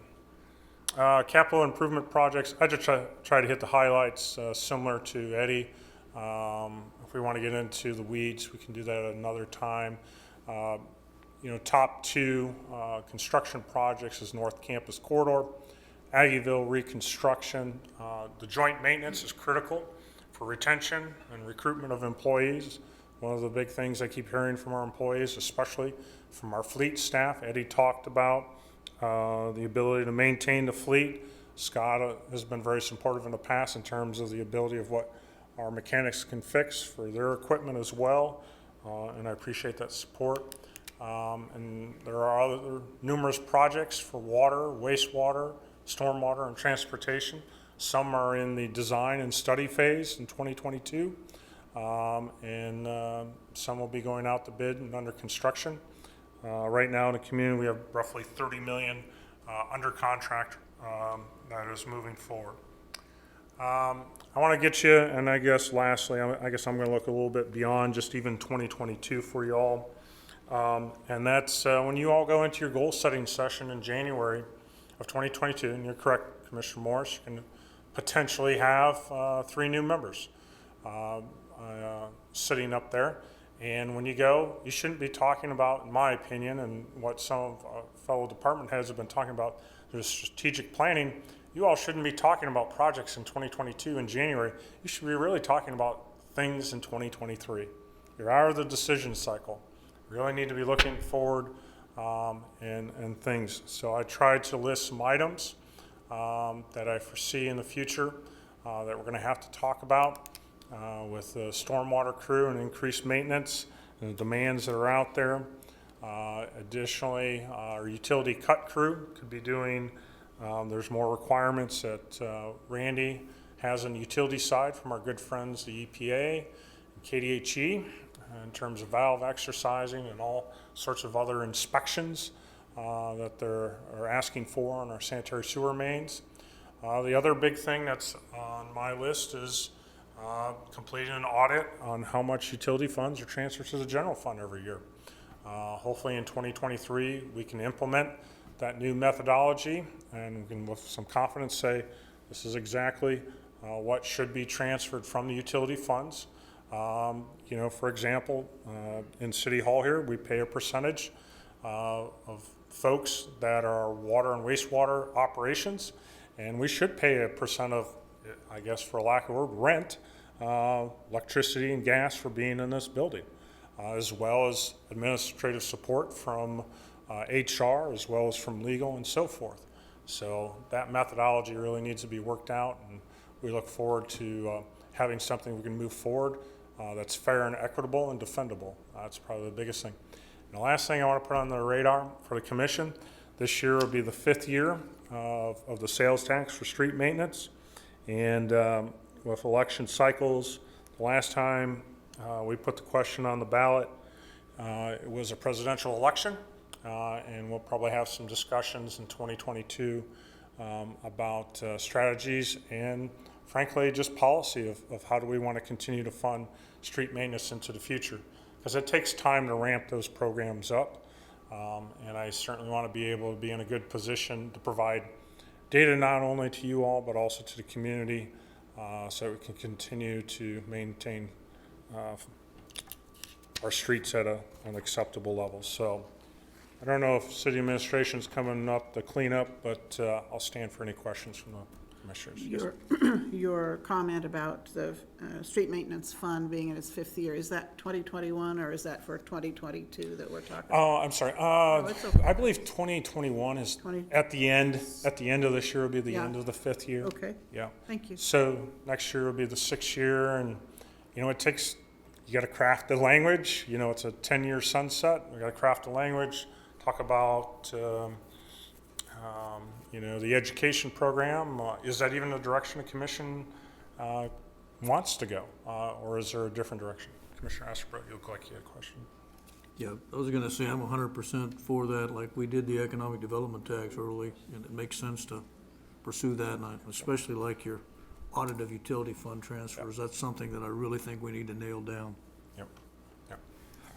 I was just going to ask how or why did Public Works get so many more slides than Parks and Rec? Or was Parks and Rec limited to just 2 slides because that was part of the cuts?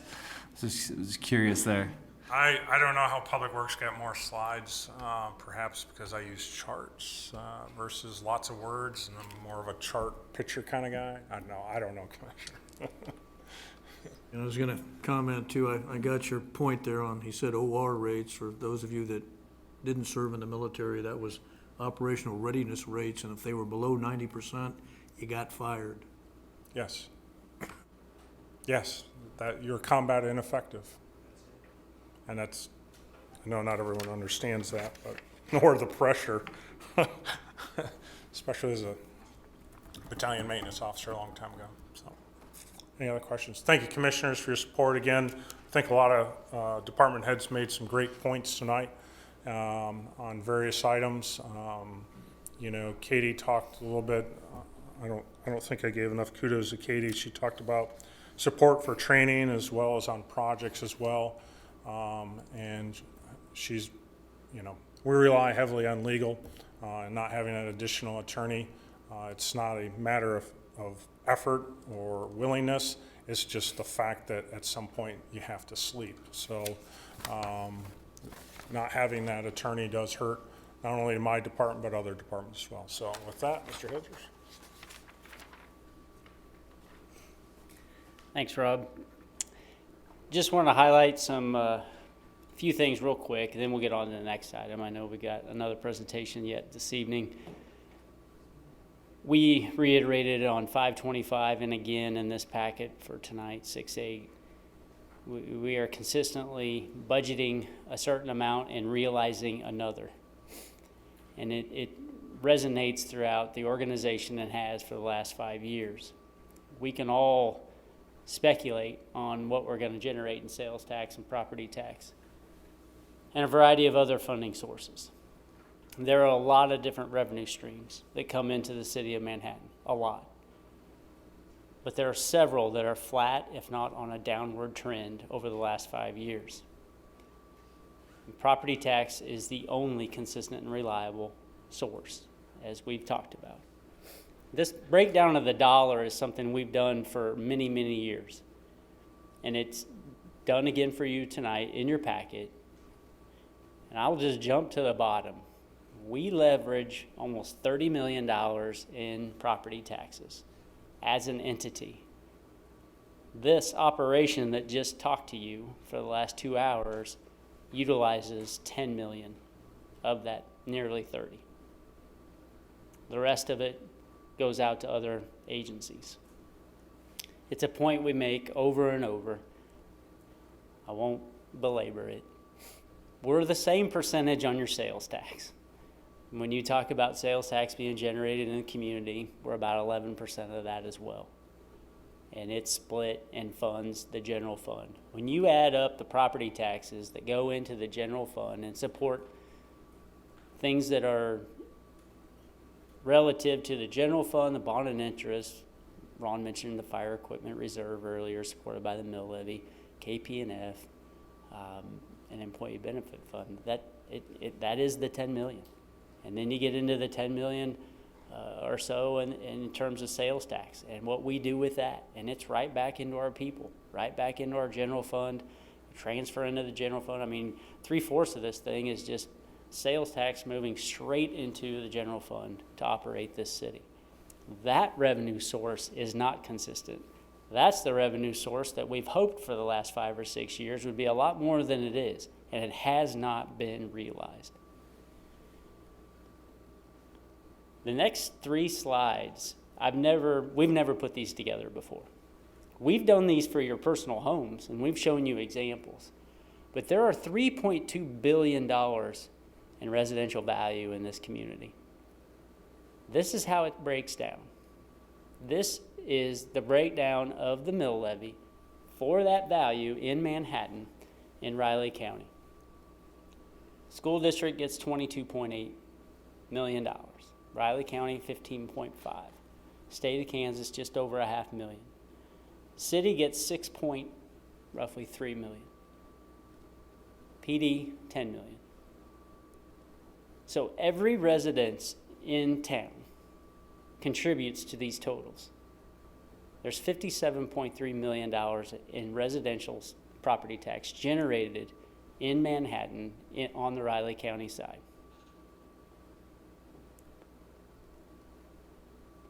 Commercial values are different.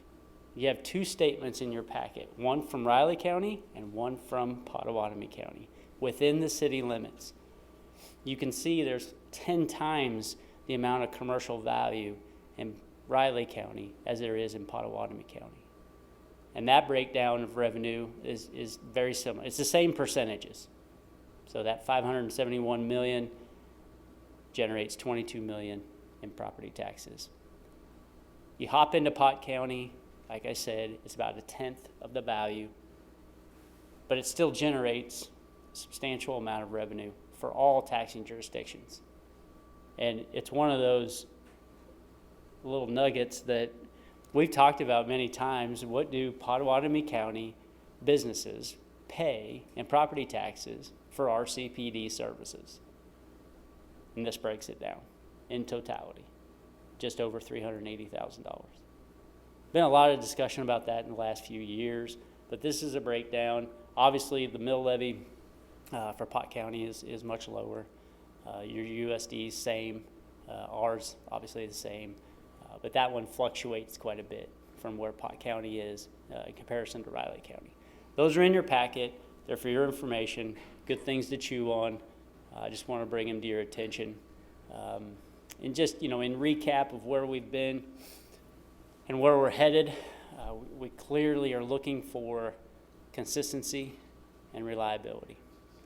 If we look back at the 10-year period, the 1.76% in growth the city has realized in the mill levy, it's not sustainable. The county gets almost 3%. School districts over 3% annually on average. We need to be up there. The hard pill to swallow is we need to probably look at a much higher percentage to get us on par so we can stay even with them at 2 to 4% per year. We haven't even averaged 2 to 4%. We've averaged lower. So it's going to take a snap. It's going to take a correction point before we can say, if we can just stay at 3 to 4%, we'll be fine. The pay study is going to show that. The strategic plan is going to show that.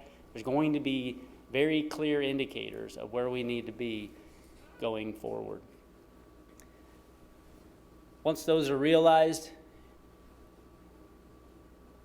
we'll be able to have a more pointed conversation. In the next couple weeks, you're going to start seeing valuations where Pot County and Riley County are coming in. We're going to do our mill levy analysis.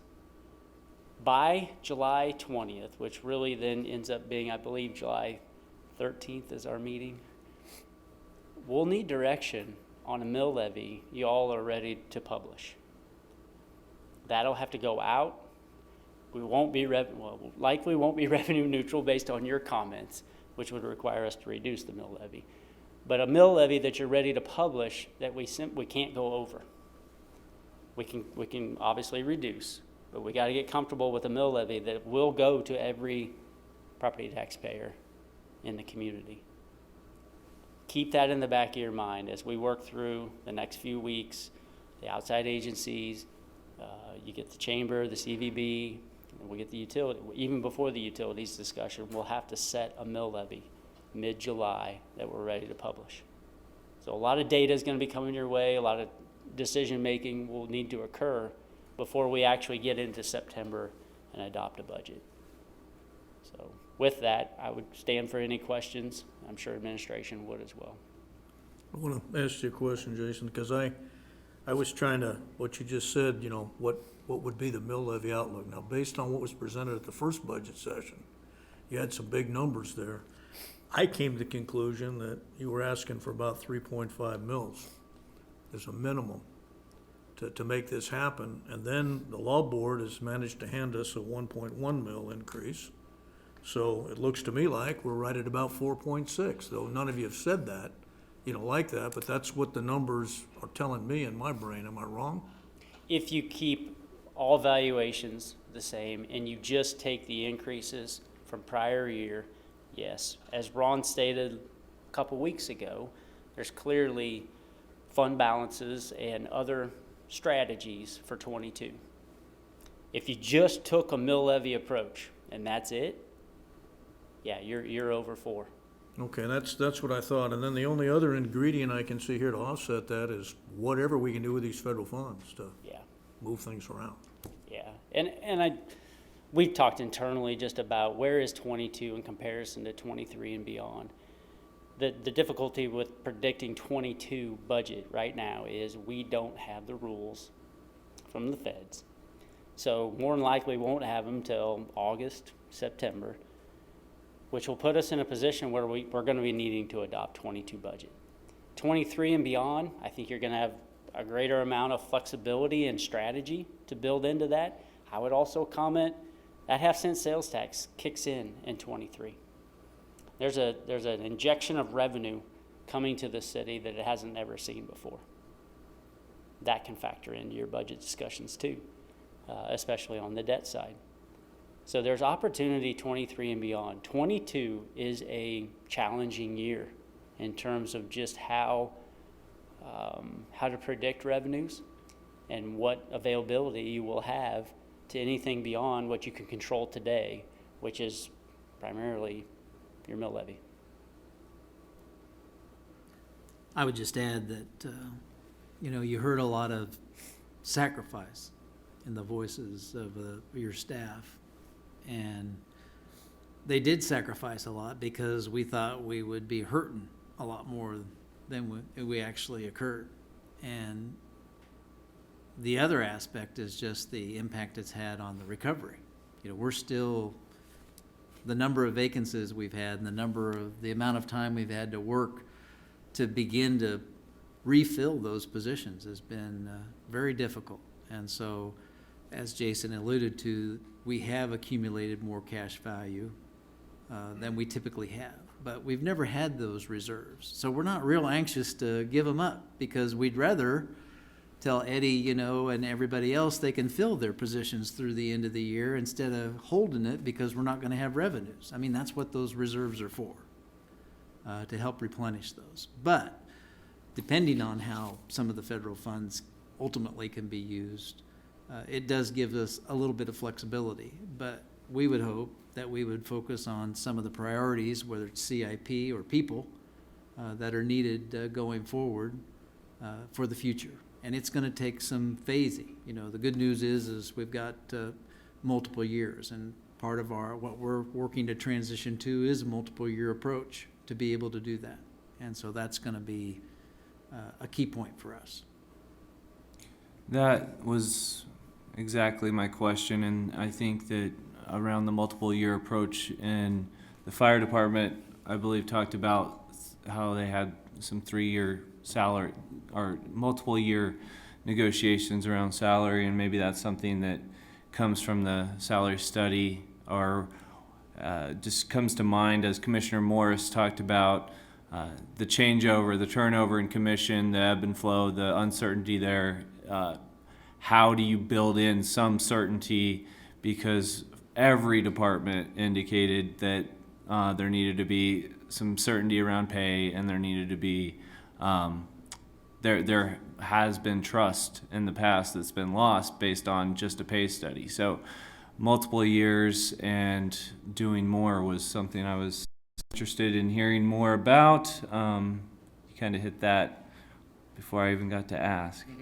But I also would just point out that HR mentioned the purchasing side of things in there. That was interesting. I hadn't heard that before, and that stood out to me, that there may be some cost savings through some dedicated personnel for purchasing, but it would be a new division. I don't know if the purchasing division would be the appropriate name, since that's probably not too politically great with tax dollars.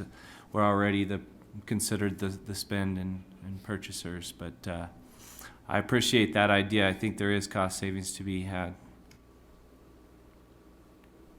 So Jason, this is Commissioner Reddy. When the school district passed their bond issue for all their facilities or schools to be expanded and such, there was talk about the mill levy decreasing after a few years or something like that. So do you know where they're at on that? I haven't heard an update, but I do believe they had a staggered approach to obviously their levy was going to come up. After a period of time, it had planned to ratchet down, and then 2 steps were what I remember, Right. Commissioner. But I can't recall if it was 3 to 5 years. before that was actually going to occur. I would like to know that, because Yeah. then maybe, We can check with Eric we and see can where they're get, at. that would probably impact ours a little bit more. And also, I mentioned, I think last week, when Greg McHenry said more properties are being bought. So you said we would collect those property taxes next year, the valuations. Yeah. Is there a way to get an idea what that might look like? To get an idea, if we're talking as suggested, 4 mills, let's say, if it would take care of even 1 or 2 mills, I would like to know. So the valuation that is being calculated right now, which is from January 1, impacts the mill levy next year. So the sales you're speaking of won't impact revenue until 23.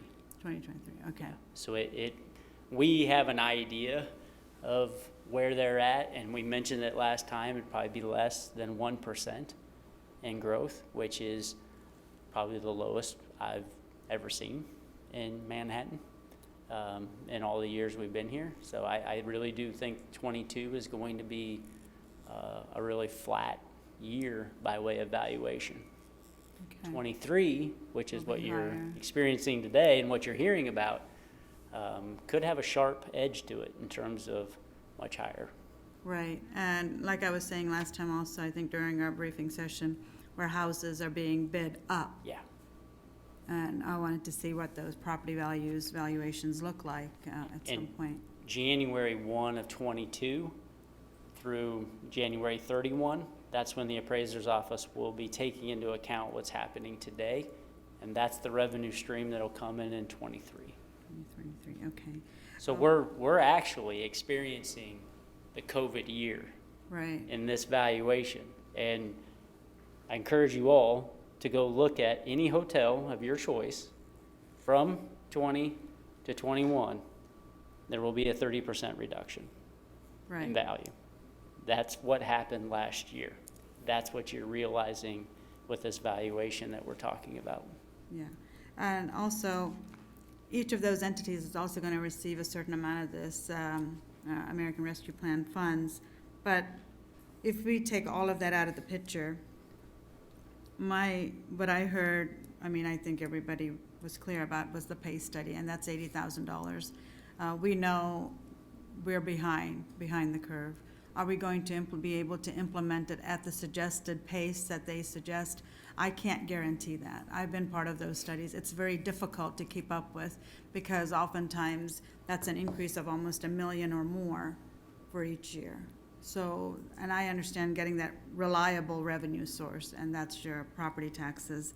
I'd like to see that pay study, but I'm also conflicted, because you just never know where we're going to fall on some of those areas. I do believe in staffing. I think our staff has been overworked, and you see a lot of resignations and retirements, mainly because of the COVID year when everybody was working 24/7, and there was just no stop to it. And I think that's created a lot of exhaustion for a lot of people. So I would like to see the staffing increases, as well as look at the pay study to give us some guidance as to I know which direction to go, but how much that is in our salary increases, and to stay stable.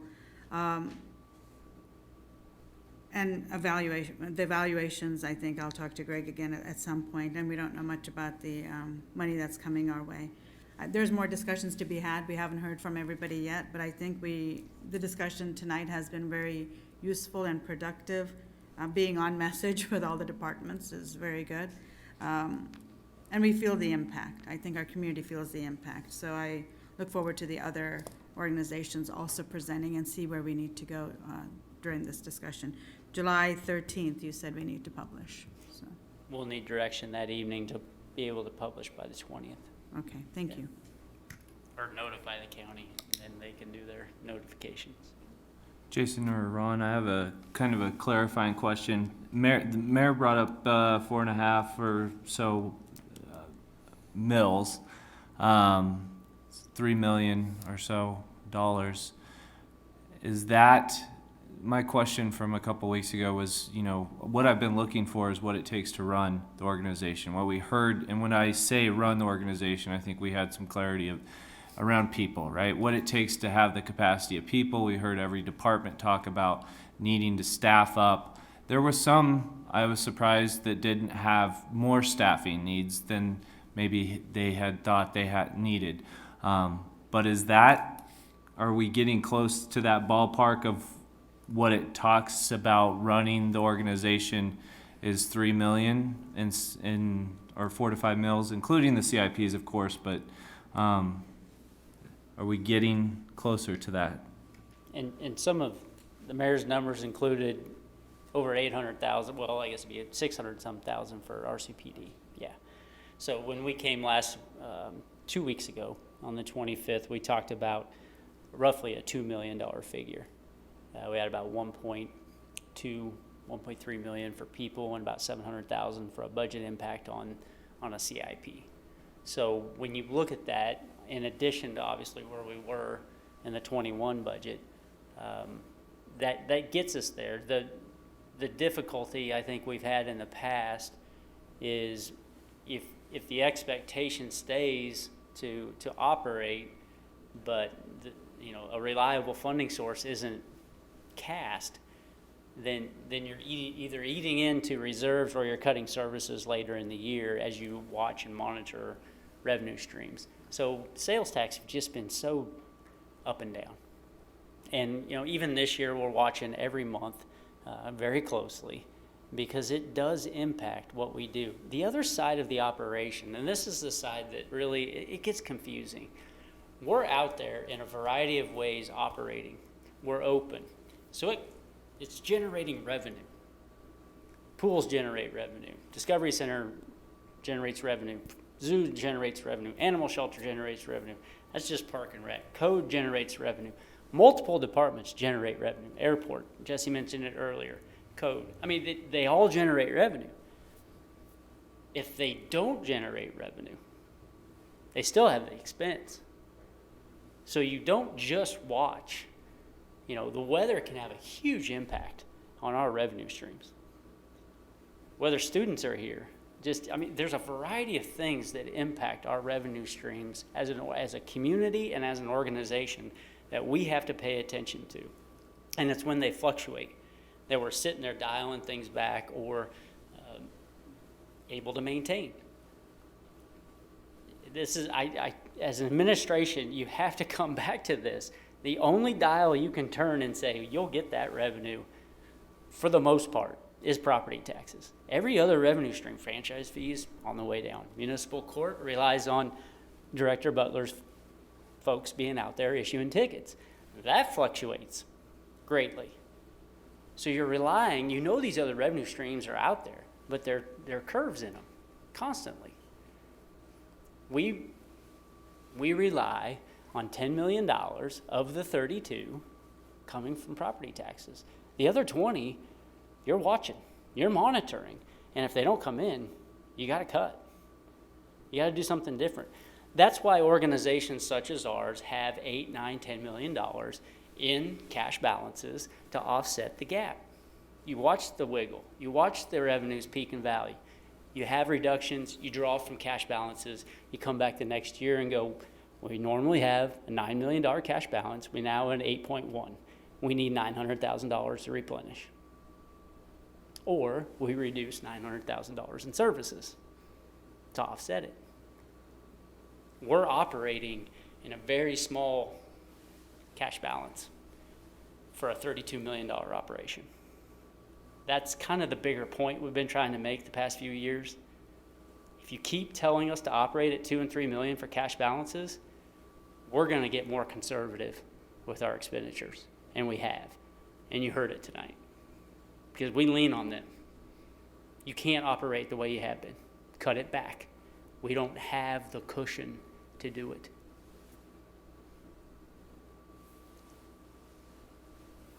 Two questions or comments. One, I was thinking that when the commission approved the Douglas Center to build it, one of the, how are we going to pay for it because we didn't have the CDBG money and stuff, was that the bond and interest fund was going to have some things pay off, which was going to free up some space that we could apply the Douglas Center payments things to. what is the current status of the bond and interest fund capacity? What have we paid down? What are we adding on? And I'm not sure if that was in our packet. It might have been. I didn't see it. Give me a short summary of that. And we can bring a forecast. We owe you a forecast. We absolutely do. Along with a EcoDevo forecast. Kind of give you a snapshot of where we've been, where we're at, and where we anticipate moving forward. Consistently, we've been 5 or 6 mils in the bond and interest fund for the last decade. It really hasn't fluctuated that much. Now, it's realized the gains in valuation, and that's helped tremendously. And we've had debt come off and come on. The reason I mentioned that 0.5 coming on in 2023, there's also a sizable amount of debt coming on as well. And we knew that. We knew that that sales tax was so important to the debt side of the public infrastructure. North Campus Corridor, Aggieville, levee, the airport, we knew these debt services were coming on. We can get you that forecast with that revenue in 23. 22 becomes really the gap year, and we're going to have we have a decent balance there. We should be able to shoulder that and get into 23, but we'll get you that forecast. Okay. My second question is, these pay studies have not been as helpful to solve the problem that we may have intended for that to solve. The point being is the point of the pay study to figure out what we need to pay our people to keep them, or is the pay study a way to show we're so far off that we now have to raise the mill levy to generate more income, and then we still don't do it? Because it's not winning the day in the argument that, okay, we need to pay $1 million or more a year, so let's raise the mill levy 1.5 to accomplish that. I guess my point is, why don't we just dig out the last pay study, see where we're at? I think if you could probably get every one of the people that did our presentation tonight to look at their employees and say, $14 an hour isn't competitive. It needs to be $16.50. This one, $47,000, isn't going to get an accountant hired. It needs to be $61. And instead of paying somebody $90,000 for that, have the department says, I know they ain't got any time anyway, but what would that not accomplish that a pay study would? We know we need to pay them more. There's some magic number that would become competitive. Why don't somebody try to accomplish that here at the city, and we could implement it now for next year instead of, I'm not sure when the pay study results are supposed to be, but it may not be till 2023, and we haven't solved anybody's personnel issues for next year if that's the case. So I'll start on that one, but we're bringing you an RFP for that. The pay study is going to look comprehensively, because you're right, nobody really has time. I mean, we're all trying to backfill from voids. So we've already got fingers in dikes trying to keep the organization afloat. And it's going to look at just not where we are with peers, but what are some trends. So, here's your problem, and if you keep this trend you're on, that's just going to get kind of like our backlog in CIP. It's just going to get worse. And then you're going to need a multi-year plan to make up for that. And that's what, we need to keep in front of commissions going forward and part of that strategic plan. So the other aspect, when I talk about the sacrifice some of these folks made to make up some of those surpluses that we've been fortunate to have, look how many times we've mentioned dipping into those surpluses to fund things. But that's going to be a key piece of it, and that's part of the conversation that we have too, so that there is some nest egg there to help implement that immediately. That's going to be important, as well as subsequent years as well. So trying to figure all that out in the scope of coming into recovery and not really knowing how much these additional federal funds are going to be able to help us with that is something we won't know till the end of July, and then we'll get another amount in 22. The good news is we have until end of 23 to allocate it, and the end of 25 to spend it. So my initial analysis says more of that money is probably gonna go on projects, just because of the formulas they've set up to calculate how much we can actually recover from it. So, after 7.5 years of this, I still don't know how government works. So what would prevent RENA from taking a staff accountant job that's offered at $52,000, can't hire anybody? What would have to happen for her to offer that job to somebody at $62,000? Does it require an act of Congress or the commission? Is that allowed? Yes. Okay. And we've done it. We do that. Okay. Commissioner. This is, there's 2 points. There's inequities. Right. We have inequities in our organization today. I bet. It's too much to ask HR to go and get rid of the inequities for all 420. It's too much. Too much money, too much time, too Time. much energy. Too much time. Okay. If we have hires that are running into those situations, they do a little bit of a market analysis. They do, and they come up with something, and we justify it that way, and we move through that process. We need a strategy, and I believe this really to be the most prudent thing to do for the taxpayer. We need a multi-year strategy. You can take the 4% you're paying city staff this year at roughly $650,000. You can double it. You can make it 8% and write a check for $1.3 million. But what did you accomplish? And what do you tell the constituent? Yeah, we paid them 8% instead of 4%. Well, why? You're going to get the question. We'll get the question. The study puts you right there with all the first-class cities, the peers, or whoever you're comparing yourself to. And when Rob stood here and talked about your staff are being recruited, they are. And the salaries at which they're being recruited at are not what we're paying. We need to know. We need to know. Then you know. Then you can have a philosophy, a 3-year strategy, a 5-year strategy. I can tell you what we've done with the union and the fire department. We are in a good position right now with that group. We are competitive because of the approach we took since 2013 to today. We have implemented the strategy of paying 1 through 7-year employees to that median quick. We keep them, and we need to. That's only 72, as Scott pointed out, of 420.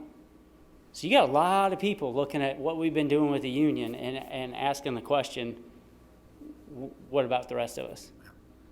And the concern is if she pays the new person $62,000, the person's been there 4 years, is it $60,000? The person supervising them may not even make that much. That's the problem. So it's a combination of figuring out what the target thing is, and then being able to defend that pay rate at some point to the taxpayers or whoever wants to know. Okay, thank you. I appreciate the discussion here tonight. I would like to ask, because I'm growing impatient about the North Campus Corridor, I'd just like for it to be finished, because it takes so much money.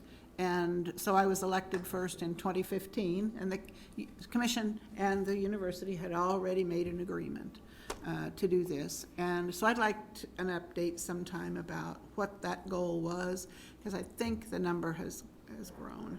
But I'd like to know where we are and how many more years. And so, because if we weren't doing that, I felt we'd be in a much, better place. And it's not just that, don't get me wrong, I do understand that, but it's a major, major piece of our budget every year. So at some point, I don't care if you bring it to a meeting or just let us know, somehow let us know where we stand on that. That's important for me.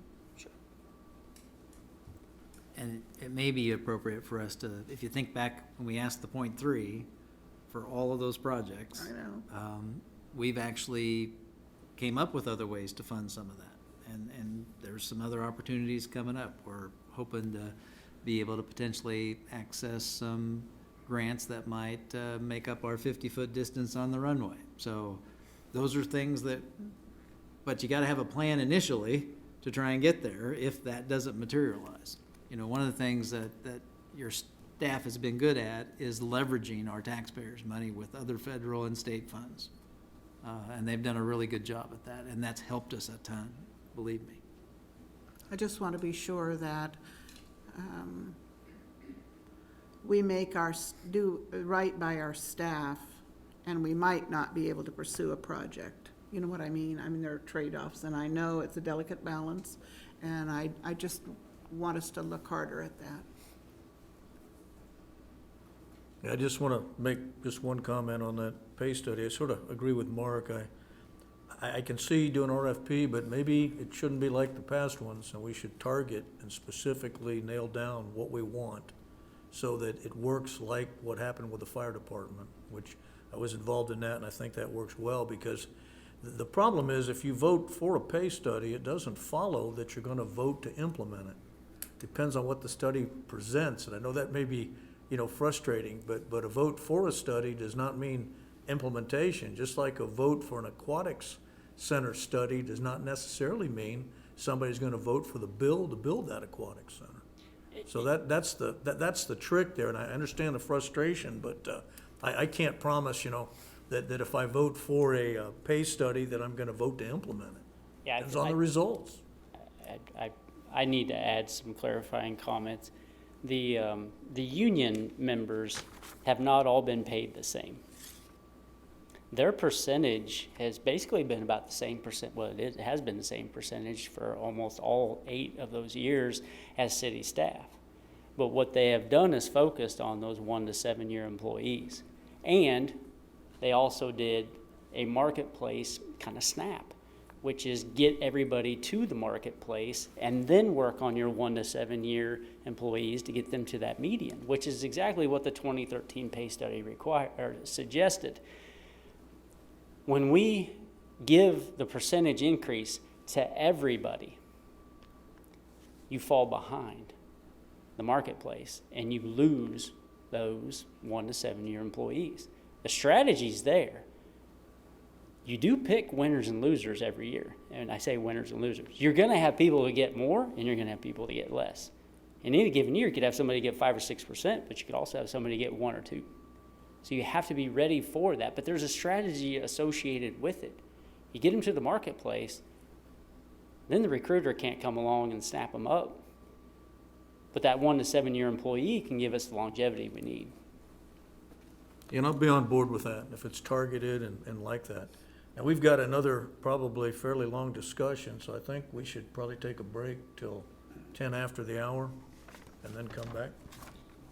So we're gonna be in recess here till 8:10.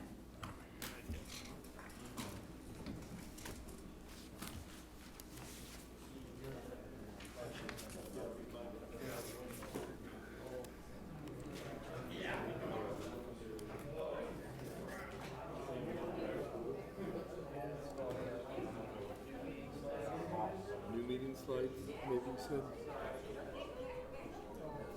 There you go.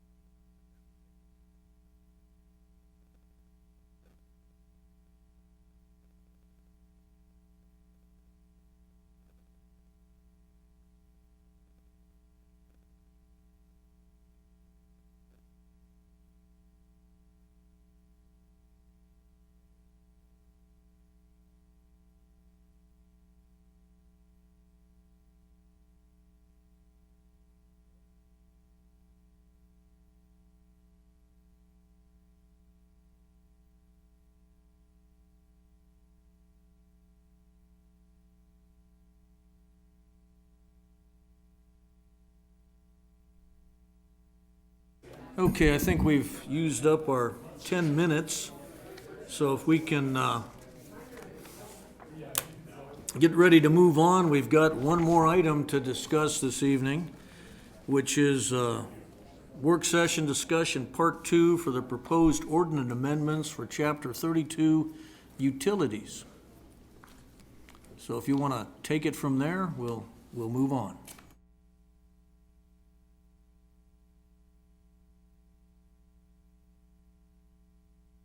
How to clear out the commissioner room. All right, Just talk sewer, right? talk about water and sewer ordinances. At least we're not talking about rates. That really gets them out of here. Okay, so part 1 of this discussion happened a couple months ago, talking about mostly regulatory items. Unfortunately, we didn't have time to talk about non-regulatory items, so that's what tonight is about. So from time to time, city staff will review other municipal ordinances if an issue comes up within our water and sewer utilities where we want to see how another city will address certain issues. When we do that, we see what those ordinance structures look like. We see provisions that we don't have in our ordinances that maybe apply to what we do on a daily basis. So we see those and we realize the city of Manhattan could benefit from those. In my tenure here, I know we haven't done this, and I don't know to my knowledge when the last comprehensive review of our water and sewer utility ordinances have been. But for the most part, when I look at our ordinance, it looks like whatever we codified in 1973 has been cobbled together as needed with new ordinances, and items have been taken away. So one of the goals I've had for the past couple of years is to take a holistic look at those ordinances and see what we can do to improve them, either by structure or adding provisions that we need or getting rid of ones we don't. So I've got just a general bullet list items of some of the things we're going to talk about here. Some of the things we're looking at doing in general, the general reorganization of the ordinances. Looking at updating terminologies. We're going to add provisions that match our current policies and procedures, that they're there. We do them on a daily basis, but they're just not codified. Mentioned looking at incorporating other provisions that are common in other municipal ordinances. Eliminating provisions that are unused or obsolete. And then we're going to look at a dedicated article, a new article, that would be solely for the purpose of billing, rates and charges, etc. So the existing ordinance is broken into 5 articles. Article 1 in general, 2 and 3 are for water and sewer, and then 4 and 5, stormwater management, which I don't really deal with, but we'll talk about it a little bit. That's under the city engineer, and then pre-treatment, which we talked about in April. So general organization and cleanup, again, I'm going to reference the new Article 6 that we're proposing. It's a dedicated article for all billing, customer service establishment rates and charges. So right now, each individual article for water, sewer, stormwater, within it has its own provisions for rates, charges, etc. So we want to take all those and combine them into one ordinances, or one article. The purpose for that is it makes it easy to point to when it comes to rates and charges and fees. You don't have to point to 3 different articles. There's one article to point to. Also, when we come to you to talk about rates, now we'll only have to update 1 article instead of 3. Consistent terminology. Again, I mentioned this ordinance has been put together over decades. The example that I'm going to give up here is a more common one where we have 18 different terms for the property at which we connect our services to. It's real estate, it's a structure. We're trying to combine those into one common term. So in this case, it's premise. So that's just a general cleanup item. The other item is just renumbering the articles so that Article 1 is going to be Series 32-100, Article 2 is 32-200, etc. So that's one of the things we're proposing just to clean it up and make it a little easier to read. Also gives us plenty of room to grow. Sometimes when we want to look at adding ordinances now, it doesn't really fit because we don't have enough reserved sections to add something. So just to minor thing, but can make a big difference.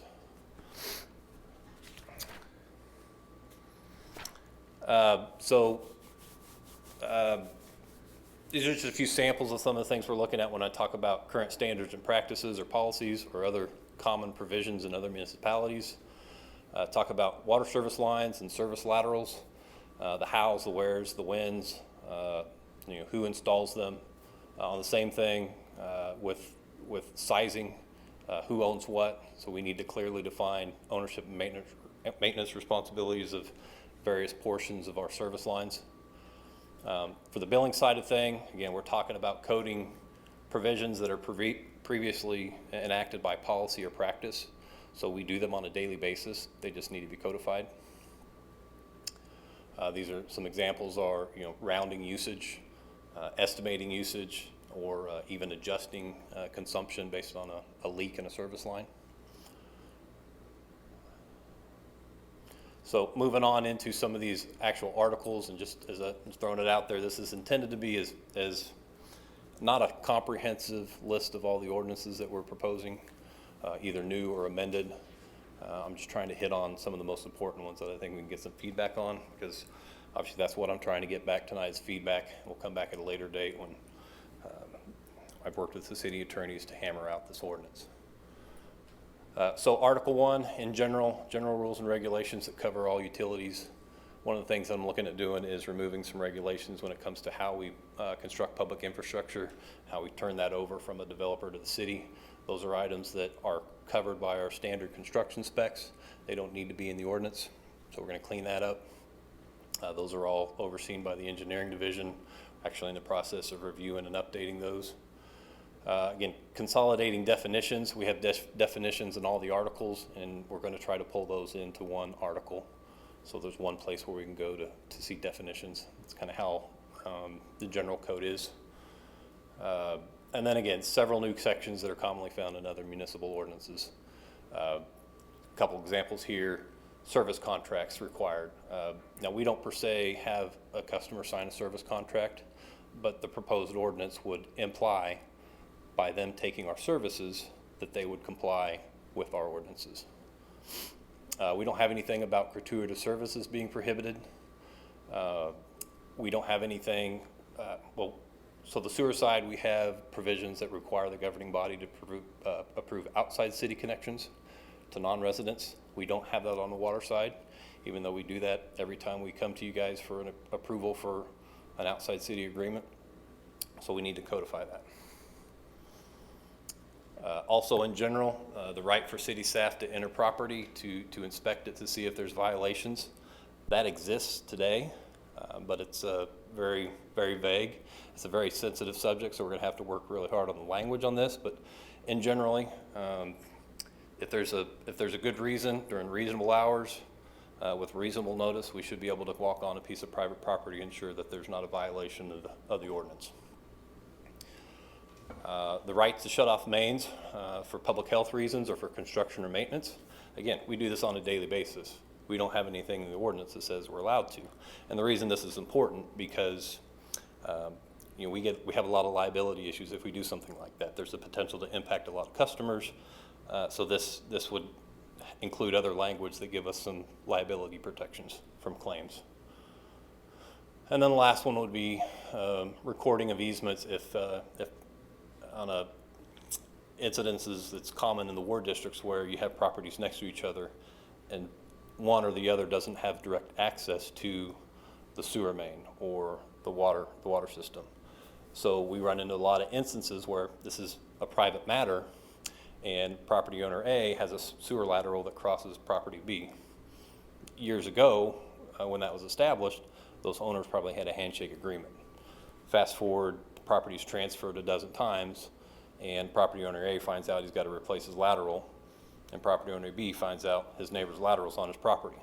Again, we recognize it's a private issue. We'll do what we can to help resolve that issue, but moving forward, we need to make sure that those property owners get together and have an agreement, and it's recorded in an easement so that they can maintain that line in the future. This is just a sample of what you see in the ward district quite frequently where you've got two lots next to each other. This lot doesn't have access to the sewer.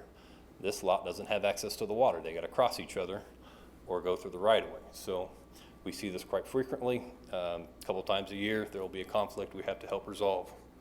And it's just a tool for us to point to help, make sure that issue gets resolved.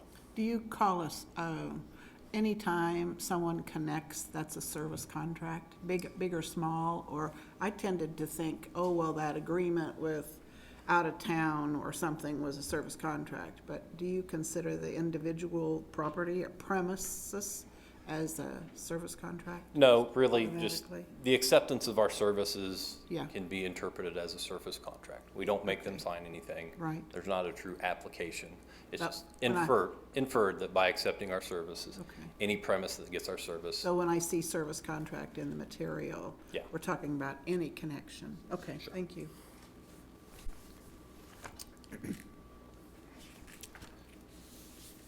All right, so Article 2 is the water. And Division 1, again, is general rules and regulations for the water system. The first article I want to point out has to do with the establishment of the Waterworks Fund, and it's just general definition of what we can do with the fees that we collect. I'm not going to read this verbatim, but essentially it says any fees we collect need to go towards the building and operation of the waterworks system. What I've done is I've went and looked at other municipal ordinances and we've proposed new language that essentially says the same thing with a lot more detail. And the things I want to highlight here is that this really codifies the fact that the monies in this fund shall only be used for the purposes and in the order as following. So there's 3 parts to this. And obviously Part A is paying for the cost of the administration, operation, and maintenance of the waterworks. Item B is paying for the planning, constructing, and improvement of the waterworks system. And item C is paying for any interest, bonds, or other debts related to the first 2 items. So it's pretty common in most municipal ordinances that you're going to see language in that basically states this is what you can use the funds for. Additional items in Division 1 is a whole list of these that are either new or amended. Some of the ones I want to highlight are prohibition of chemigation. This doesn't happen that often, but it's very important that anybody that tries to use an irrigation system to apply chemicals, that be prohibited. It's a high-risk contamination issue. Prohibition of new or replacement water wells for domestic use. Believe it or not, there are still several properties within the city of Manhattan that use water wells for domestic service. Most of them are in areas like Sargent Addition that was in the county and annexed into the city in the 1990s or so. There's 4 of them that I know of. I'm sure there's more in the older parts of town, but those properties, while they can use wells for irrigation, they shouldn't be using them for domestic service. If they're near a water main, they need to be connected to it. Ask a question on that. So this would basically force anybody that's still using a well in the city?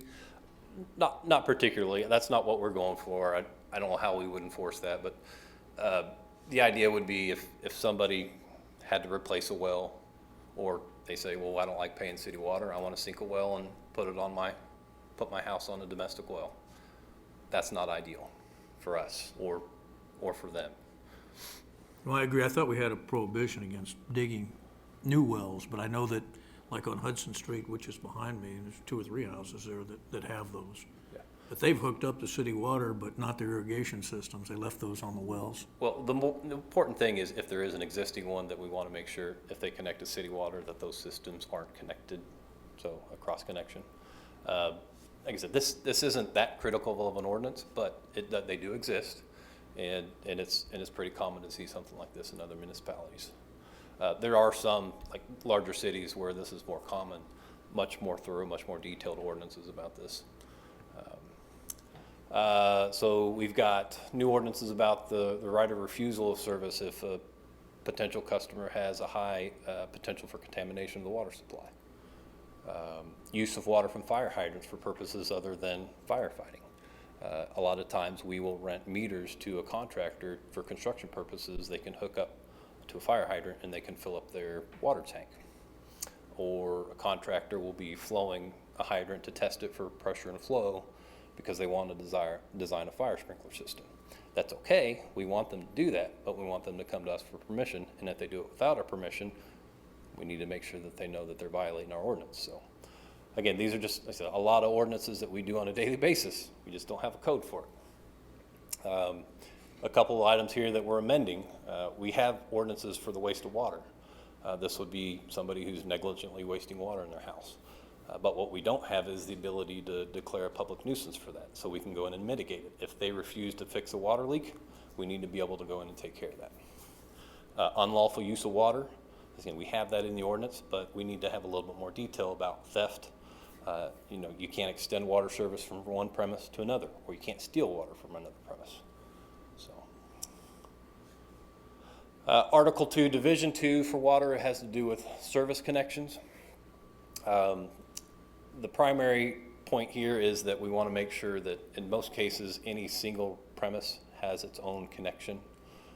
We do have, we want to make sure that, you know, we don't have multiple premises using the same water connection unless they start meeting certain criteria like multifamily residential, multi-story buildings of the like. So I'm not going to get into a lot of the rules, but there's a lot that goes into this. But that's the main point. We have instances around town where we have businesses, strip mall or something like that, and over the years the partition walls have changed. Well, if they did that now, we'd make each new, you know, business get its own new meter. Right now, Blue Hills, for example, they have multiple businesses that are on one single meter, and you have one business paying for the water for 3 others, and they just found out that business A was using a ton of water and they didn't know why, but business B was paying for it. Well, it's because the owner or whoever at the time, when they remodeled the business, they didn't establish new services for individual premises. So, and then the other provision here is that only city can make water service line connections. I think it was a grocery store, a big building, and now they've chopped it up into individual businesses. For instance, Yeah. the Hobby Lobby that, you know, when they started partitioning those businesses off, we made sure that they got new water services for each building. Only the city can make water service line connections. So, and then the installation for water service can only happen upon the request of the owner. Now there's some caveats to that. If it's over 2 inches, we want to have a contractor to do those installations. The second part of that is, you know, at the request of the owner. When we do new water line construction for new subdivisions, we don't install the water service at the time the subdivision is built. We wait till the lot's developed, because we don't want meter infrastructure sitting out there not getting used until that lot's built. We'll talk about that a little bit later on the sewer side, because it's the exact opposite. Also with Division 2, we need to clearly demarcate the ownership and maintenance responsibilities. And so this is a little exhibit that I stole from Water One. Basically, anything water main to the public service line to the meter pit, meter, we're going to clearly define that as the city's responsibilities. Anything after that is the responsibility of the homeowner. Again, it's something we do in daily practice. It's just not stated in our ordinance. The other thing that I want to highlight here is that the city is not responsible for determining the appropriate size of a water connection, a meter, or service line. That's the homeowner's responsibility. There are many municipalities where when you apply for water service, they want to know how many plumbing fixtures you have, how much water you're going to use, and then they tell you what size of meter you can have. We don't want to do that. We don't have time to review all those. So you tell us what size connection you want. If you size it wrong, that's your problem. And then if ever a property owner desires to change the size or the location of a connection, they have to pay for it. So moving over to the sewer side, again, the same, Division 1, general rules and regulations for the sewer. Similar to the water fund, we're going to propose language for establishing the wastewater fund. Right now, that doesn't exist in the wastewater fund. So we don't have an ordinance that says we hereby establish the wastewater fund to hold monies for fees generated by the collection of sanitary sewer. And we don't have anything that says those fees can be used on the publicly owned treatment works. So basically, it's a mirror image of the water ordinance, just with different words. Then some new ordinances about protections for the city for liability against claims. If we fail to, if there's a failure with the sewer system, acts of gods, maleficent acts of the public, or other things that are out of our control. Again, a lot of these things, we have broad protections under the Kansas Tort Claims Act, but it's still good to have it in our ordinance so we can point to it. Somebody comes and files a claim to us, you know, we understand that we do our best to maintain the system, but unless we're grossly negligent, ultimately we're not responsible for it. And then again, similar to the water wells, we don't have anything that prohibits private wastewater systems. So there are still septic systems in the city of Manhattan. Not many, but we want to make sure that if somebody has a failed septic system, they can't repair it, expand it. If they're within 400 feet of our sewer system, they need to connect. Right now, our ordinance just says if they're within 400 feet, we may require them to connect. There's also a bunch of old ordinances about cesspools and cisterns, and those are really, you know, obsolete in today's world. So we need to clean that up and get rid of them. There's no reason to have these type of systems within a municipality of our size. The last one I want to talk about is a new provision that basically states that if any customer discharges something to the sewer system, that it's a prohibited discharge. Grease, grit, something toxic causes us to incur significant expenses to remedy that. We don't have, by ordinance, a means to assess them those charges. Well, they should be ultimately responsible if they're the ones that caused it. So we need to include some provisions that allow us to go after that, you know, if we can clearly prove to them that they were the reason that we incurred those extra expenses. Division 2 in the sewer, same as the water, a lot of information about sewer connections, the hows, the whens, the whys. Really the opposite here is we build sewer main infrastructure for a residential subdivision. We also build the lateral at the same time because we don't want to have to come back and destroy the street. The sewer is much deeper, so we install it with the public infrastructure improvement. Same rules about private service laterals. Really, you only want to have one connection per premise, but there's definitely rules that would allow a multifamily or a multi-story building to have a single connection point. The other one here is the city's right to disconnect sewer service. This is a pretty serious topic. Obviously, when we want, if we have a non-payment for sewer service, our option is to go out and turn the water off. So the city does need to maintain the right to go and actually physically disconnect a sewer lateral from our service, although it's not likely. We've never done it since I've been here. Probably going to be frowned upon by KDHE if we go and just disconnect somebody's sewer service for non-payment. But we need to have it in there because in case somebody is doing something negligent, refuses to stop discharging something they shouldn't be discharging, sometimes that's our only remedy. So it's kind of one of those things, you know, you got to have the bark and the bite. So. Already, on that piece, you said you haven't had to do that in the time that you were here, but if it was to be done, how often do we give a notice? Is there, because we don't have anything here that we would provide 3 notices? Yeah, obviously this is just a summary. The provisions that I've started drafting, for something like this, there's going to be a detailed appeal process, something I'm going to have to work with the city attorneys on. The other cities that have ordinances like this, there's a lengthy process to go through, you know, to notify somebody, give them a chance to fix it. This is the last straw, obviously, right. The abatement portion of it.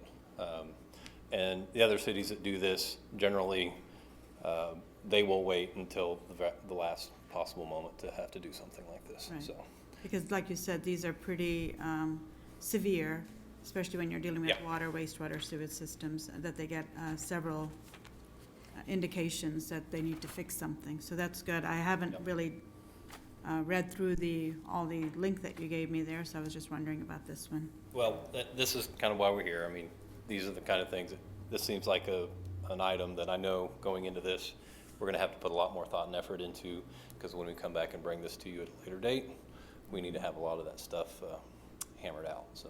So the city has a provision that if an owner is negligent with regard to maintenance of their property, the grass is 2 foot high for the summer, you mow it and then you put that on their property tax, I think. Is that something you can do with the sewer? Is that an alternative? The idea would be we're discontinuing their service. Yeah. Considered abandoned. Yeah. The penalty is, well, if you want to hook that back up, you have to pay all your appropriate system development. Well, the difference is if it's vacant, there's no sewage going through. But Devalues the property quite a bit too. yeah, the other one is the person just refuses to pay and there's sewage, usage. So, anyway, I just wanted to, you're thinking about that too? Yeah, Okay. it goes to, outside city sewer connections where we don't have the water service. We'll talk about that here in a little bit, but we have no ability to make them pay. And we can't go shut their water off. Would I say the only option now is to go disconnect their service? Well, yeah, but we're not gonna do that for non-payment. That creates a health issue. If the state finds out we're doing that, they're probably gonna come knock on our door and say, no. Especially if the sanitary sewer system was created to alleviate perhaps a health issue. But Commissioner Reddy, you and I worked together during the pandemic, and I brought you some details about water shutoff during the pandemic, and we kind of went through all the steps, the procedures, the phone calls, the letters that we've done, and that'll be some of the details that'll have to come out on the sanitary sewer side as well. Any more questions? All right. More items are pertaining to connections for sewer side. A lot of the same provisions. We're not responsible for determining the appropriate size of a sewer connection. Our city standard is 4 inches minimum, so most residential subdivisions, that's going to be more than enough. Any commercial subdivisions, a lot of times those laterals won't be built because they don't know what's going to be there. The engineer that comes in and designs that facility, they will say, what size that service needs to be. Again, put that responsibility on the owner, not on the city. Also, again, we're clearly delineating the ownership responsibilities and the maintenance responsibilities. Item 3 here, the part of the issues that we deal with, we've had construction projects recently that we found out, went bad, where we install sewer mains for a subdivision. We also install the sewer laterals. When we do a lateral, if a sewer main's on one side of the street, of course we got to cross the street. We'll extend it to 2 feet beyond the right of way, and we'll stick a riser. So the city has taken the responsibility of building that, even though it's going to be private infrastructure. It's going to go with the lot when it gets sold. So that's a little different thinking from on the water side, where we're installing it after the project when the lot gets developed. But we've had issues in the past where 10 years down the road, something happens with that sewer lateral, it fails, but it was mostly likely a construction issue. That's not our maintenance responsibility, and we're past 10 years. You can't go after the contractor for it. Unfortunately, it's still the homeowner's responsibility. They own that infrastructure. We went through, Ron reminded me that we've been through this discussion before where, well, why doesn't the city just take over responsibility for that section that's built in the right of way? And Katie Jackson did a lot of research and found out, there's no municipalities that she found that takes on that responsibility of that sewer lateral. So that's something that we've discussed in the past. It also comes into a play, years down the road. Let's say somebody has to replace their lateral, and unfortunately they bought a house where the lateral extends across the street. So they have to replace a lot more lateral. Oh, it's in the street too, so that makes it more difficult and costly. So what the city's done to offset that is we will traditionally, while the plumber, they have to hire the plumber to do the repair, the city will come in and we'll pay for backfilling that trench with flowable fill. And then we'll pay to replace the pavement. So that's how we try to make that a little bit more fair if you have a lateral that was built within the street. But still, we need to define that ownership responsibility. Another graphic I stole from another city just really shows what we're talking about. So even though we build up to the property line, between the property line and the main, we build that with a public infrastructure project. After we transfer that ownership to an owner, they are responsible for maintenance from the home, the premise, up to the tap. And we did make a decision several years ago that we would assume responsibility for the tap as well as the public main. That's something that's even a little different from most municipalities, but we will assume that responsibility. If we find that the tap's failed, the city will go and repair that. So that should be all on Division 2. Next item to talk about is the new Article 6 for the meters, the billing, establishment of service rates and charges. So we mentioned we're going to start pulling all these individual fees and charges provisions, anything related to customer service out of these individual articles and pull them into a single article. Anything related to customer service and billing, it's stuck in the water article. And so there's numerous provisions we're adding to the ordinance here, but they're not necessarily new to us. They're provisions that are adopted by policy, and that we do them, again, on a daily basis, but we just need to codify them. And get a long list of some of these things. This is by no means a comprehensive list, but we'll talk about some of the major ones here. So the first one is water meters are required for all city water and sewer customers. You'd think it goes without saying, but it's not in our ordinance, it's in everybody else's ordinance, so we're gonna add that. Similar, water meters need to be located within city rights-of-way or public easements. For a long time, we allowed them to be installed in buildings, and for us nowadays, we don't do that because that's a maintenance issue. It's an access issue. I know we talked about right of entry. Well, those are for ordinance violations. I don't want to have my staff go knocking on the door every time I want to go check a meter, get a meter reading, replace it, repair it, whatever. We have a lot of apartment complexes around town that they have meter rooms. There's dedicated to just walls of city meters for every apartment unit that they have. That's a little bit onerous for us. So the intent for us is we want to have meters in right-of-way, meters and easements outside of property that we don't own. If you have multiple units in an apartment complex, we want you to use a master meter. We want to put the responsibility of sub-metering on the owner. So if they want to know what individual units use, they can put in sub-meters, and we don't have to deal with that. Let's see. So that's that third provision. We talked about multiple living units have master meters. This also applies to other things like wholesale customers, et cetera. And then another provision here at the bottom that mirrors what we talked about before, and that's just the city owns all meter settings, meters, and pits. Another provision about inspection and testing of meters. It happens quite a bit. A customer will come in and say they don't think their meter's accurate. We'll offer to test it, and occasionally we do. Costs about $30. If that meter comes back within accuracy tolerances, they'll be responsible for the cost of that test.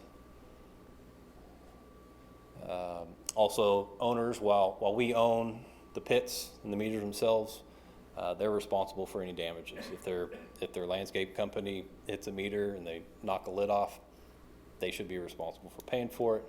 Also, new provisions about tampering with meters being prohibited.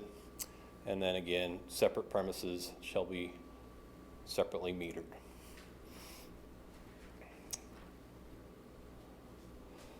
Establishing service and billing. So basically establishing customer accounts. This is Division 2.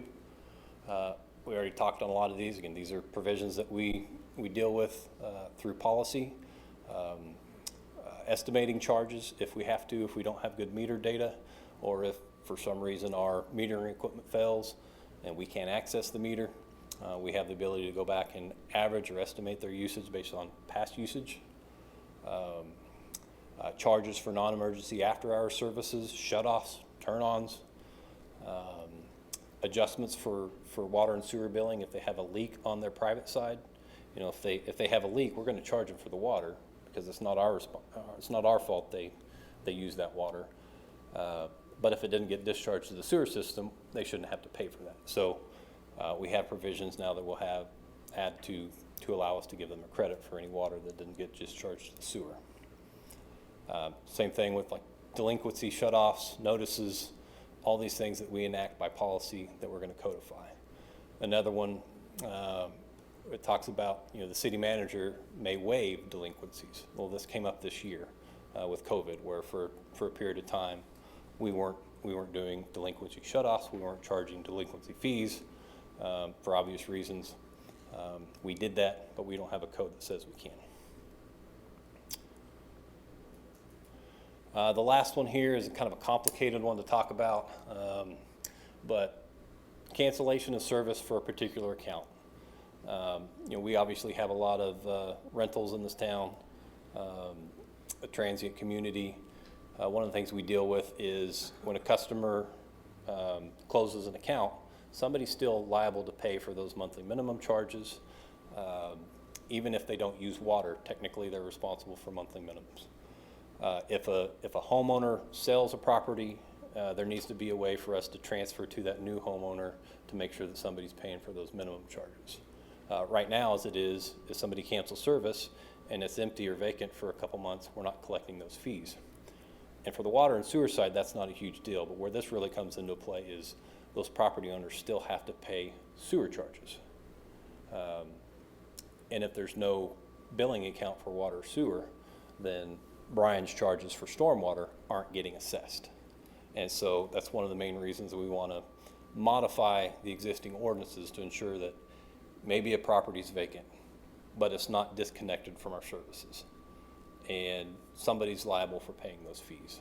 Okay, so you're talking about the water was shut off because the tenant didn't pay.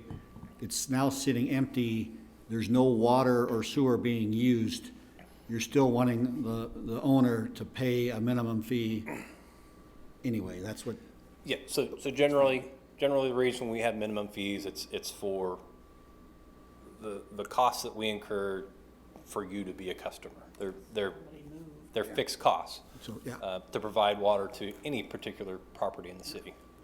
I know, and I've had an empty unit. I always kept the water on simply because if I ever go by there and want to flush the toilets, run some water stuff, and then you get socked $30 or something for using a gallon of water a month. But I understand, but you're not looking at, when I first read it, does not release the owner from the requirement of paying the fees. You're not asking the owner to go back and pay the delinquent fees or anything? No, not necessarily. Just the minimum stuff, even if it's not turned on. Yeah, and like I said, for the water and the sewer, this isn't really a huge deal. It's the stormwater because they don't have the customer accounts. Everything's billed through the water and sewer bill. We have 17,500 and some odd connections to our water and sewer system. At any given time, we only have 16,500 that have active accounts. So there's 1,000 or so properties out there that are physically connected to our services, and they may not just have an active account set up. It doesn't absolve that property from having to pay stormwater fees or our minimum charge, that right to be connected. So obviously they're not using water, but technically they should still be paying minimum fees. And that's not something that I want because that's what I think is best for our city. That's pretty commonplace in most cities. So if the tenant shuts off the water because they're moving, first of the month, then what happens? I mean, how do you re-engage with the owner to get the person to start paying? Well, that is one of the good things that customer service and finance have set up. Okay. They do have a good system for as many lease properties as we have. They have revert to owner forms. So, okay. I'm a landlord. I have a file with Susie in customer service that if my tenants leave, that reverts to me. If they turn off service, that's fine. We don't go and shut off the meter, but I'm responsible for paying that bill now, whether or not I use water or not. That's not always the case where, they may end service not everybody has a revert to owner, so they end the account, and we don't send a bill out for anything. So, I have a rental, but I'm like Mark, I leave it on for my own yeah, convenience. well, and there's a lot of cities that have like snowbird fees. Somebody moves to Arizona for the summer.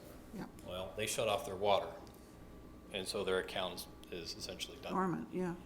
That's just how we've interpreted the policy. But moving forward, in reality, they should be getting a bill for the monthly minimums.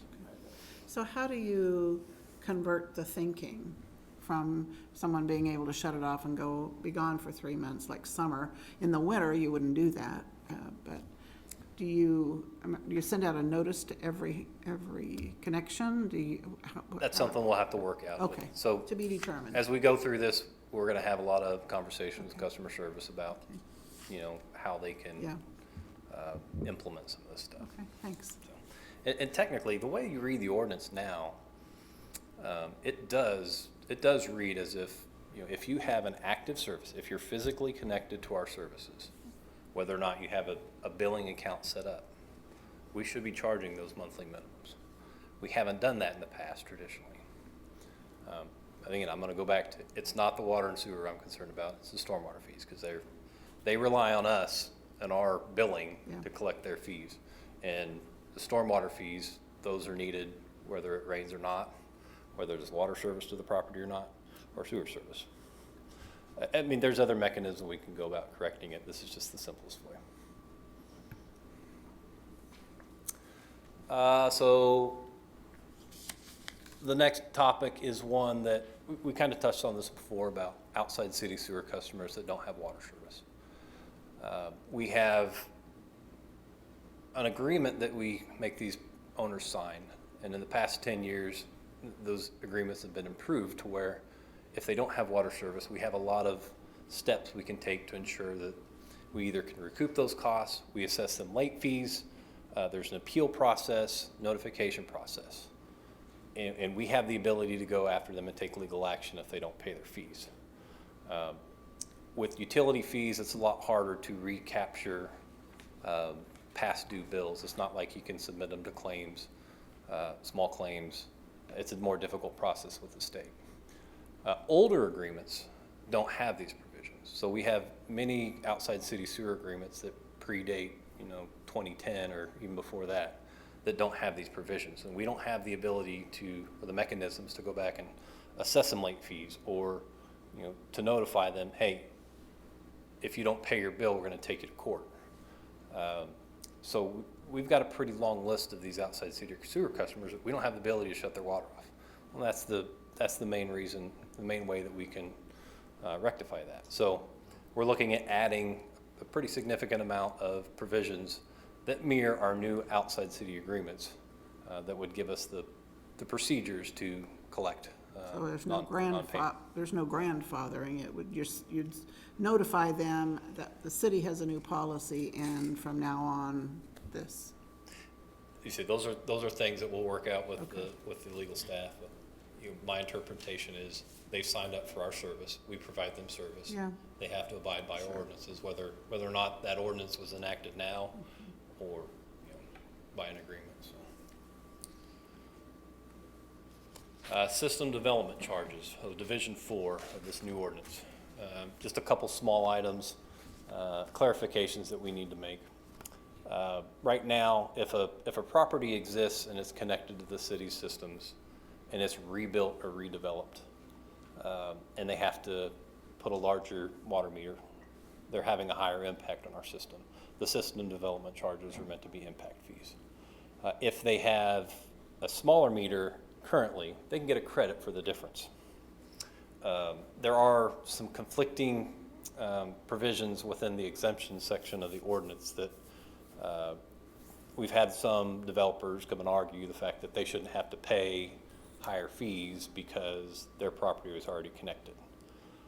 So we're going to kind of close some loopholes. So we're adding some language to the system development charge for the exemptions so that basically it's a closed loophole.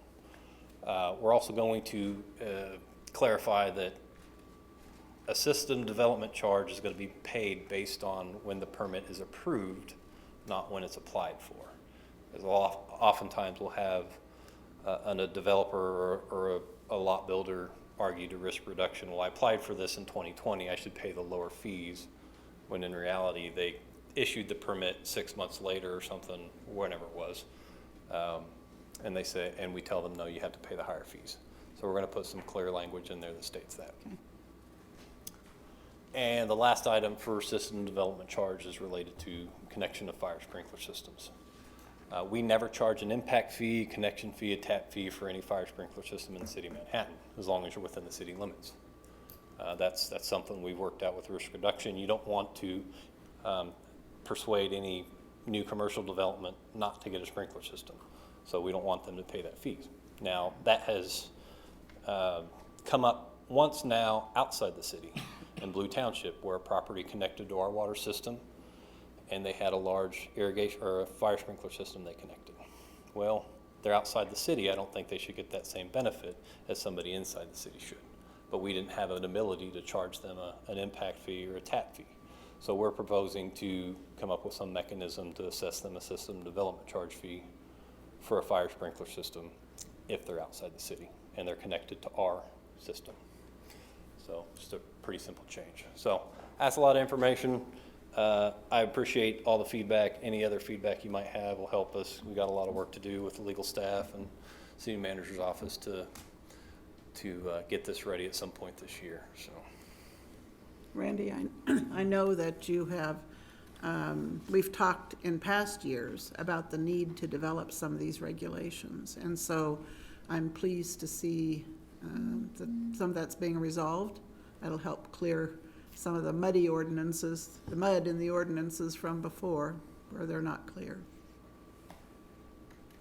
I was just gonna say that anybody who wants the city to operate more like a business, this is operating more like a business. It's like you kind of cut out the freeloaders and you enforce the rules that you have, and whether, some people will like it, some people won't, but it is a step in that direction. I'm a little surprised when I look at it sometimes, some of the archaic ordinances we have. There's still a lot of references to the Public Board of Health, which used to be a city-county agency. It doesn't exist anymore. And they used to have more authority over the sewer systems. Well, they don't. It's not within the city. So it shouldn't be in the ordinance. So we need to get rid of that kind of stuff. Randy, this is Commissioner Reddy. I think it's, of course, due time that we update all of this just for consistency's sake, instead of saying that's the way it is, or now we have it in writing, some of these things that we've been doing. But back to the sewer service fee, if somebody should leave or move, or their lease is done, or whatever it might be, does that apply also to commercial property? So if there's a vacant lot, and if a restaurant shut down, or if a business shut down, and they've moved on, does that current owner of that building pay those fees then? Is that how it would work? By the way that I'm proposing this, yes, they would. But again, this is one of those items where it's going to take a lot of feedback from legal staff, city manager's office, what we're willing to put out there. Okay. There are other mechanisms we can put in place. If their primary goal is to help collect stormwater fees, we can put other mechanisms in it to say, okay, well, if your property has not had an active water account for so many months, you have to pay back fees. I think, is there any provisions in the current stormwater ordinance that says that? Like I said, there's other ways that we can do this. It's just something that when Brian brought it up to me, we have potentially up to 1,000 properties that should be paying stormwater fees, but they're not, because maybe they're vacant or they haven't had water usage for 6 months or whatever. How can we fix that? So. Yeah, I absolutely see the problem, and I think it's best when you have written language, because one day when all of you are not here, that will be the reference. Sure. So people to say, well, let me see if we have something there, so that we don't have to think, well, I don't know, I guess you can or may not. It's always better to have it as specific as possible, and then if there's a need to waive something, or if there are unusual circumstances, then you can address those. But I think it's better to be more detailed than less in these instances. Sure. Thank you. Yeah, commercial properties typically have the most impervious area compared to just a single-family residential or even a duplex. So when you look at especially some of the infro properties in the Ward District or the UCR area, you know, they're almost paved, they're allowed to, there's nothing against it, but they're allowed to pave corner to corner, but they're also generating the most runoff. And there's, if you remember, our levy payment plan for the levy project is heavily dependent upon the stormwater fee. So, Well, I'll put in a plug for some of the things that department heads had talked about earlier tonight with Director Rena Neal, technology updates. I'll admit part of the problem now is our billing system isn't very flexible. So we can't send out bills that, you know, they can't check a box that says, okay, this month this property's not paying water bill, sewer bill, and just the stormwater bill. So that's a limiting factor as well. IT is high on my budgeting as we discuss budget. I think our IT across the board needs to be updated and upgraded. Thank you. I think related to that, to the stormwater fee is, you know, part of your utility fee is we have a provision for utility locates. Yep. So some of those are out of our control. I mean, we have to pay it regardless of whether some of that's for our own staff that are doing that, but a lot of it's for the private sector staff and the state fund that we have to pay into. So, you know, it just makes sense that everybody should participate.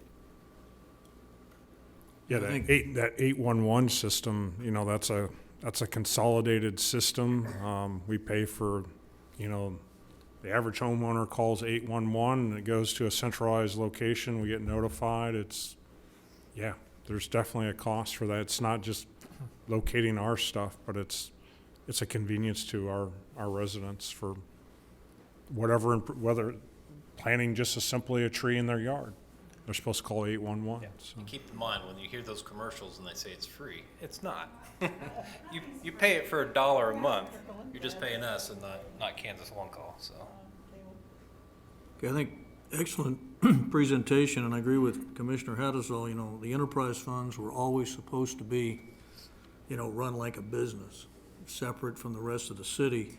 And this definitely brings us more in line with that. And I particularly like the establishment of the water fund and the wastewater fund, because it would make it clear then that the commission can't pay for the Kansas League of Cities dues out of it, which we did one time. You know, and I always thought that was an abuse of what was there. But it doesn't say in here that we're gonna have a stormwater fund. Well, that's Something we should do? I mean, because you got wastewater and you got a water fund, but not a stormwater fund. I think it's new enough that I think we already have that. Okay. So, but Because I think, we'll you know, certainly review it. if that's not in there, but otherwise, I support this 100%. Excellent job on this one. We got to renumber the entire stormwater ordinance, so I'm sure we can find a place to add that. In terms of what we can use water and wastewater funds for, you know, there's a lot of state statute, particularly on the water side, and it confuses the heck out of me. I've tried to read it before, but I've talked to Ron about. There are state statutes that say what you can do with excess reserves or excess revenues, and I haven't put that in the ordinance probably for selfish reasons. That's a discussion we can have if there's provisions we need to add that gives the commission more flexibility. When I think of excess revenues, you know, I think of not just say we made more money than we expended this particular year, but you know, if we're with the water fund, like I explained to Ron, you know, there were years where it was really good. It's trending downward now, so I wouldn't want to rely on that fund for helping out with general fund or any other thing like that right now. In the future, the wastewater fund looks great, so maybe that's the one you rely on more.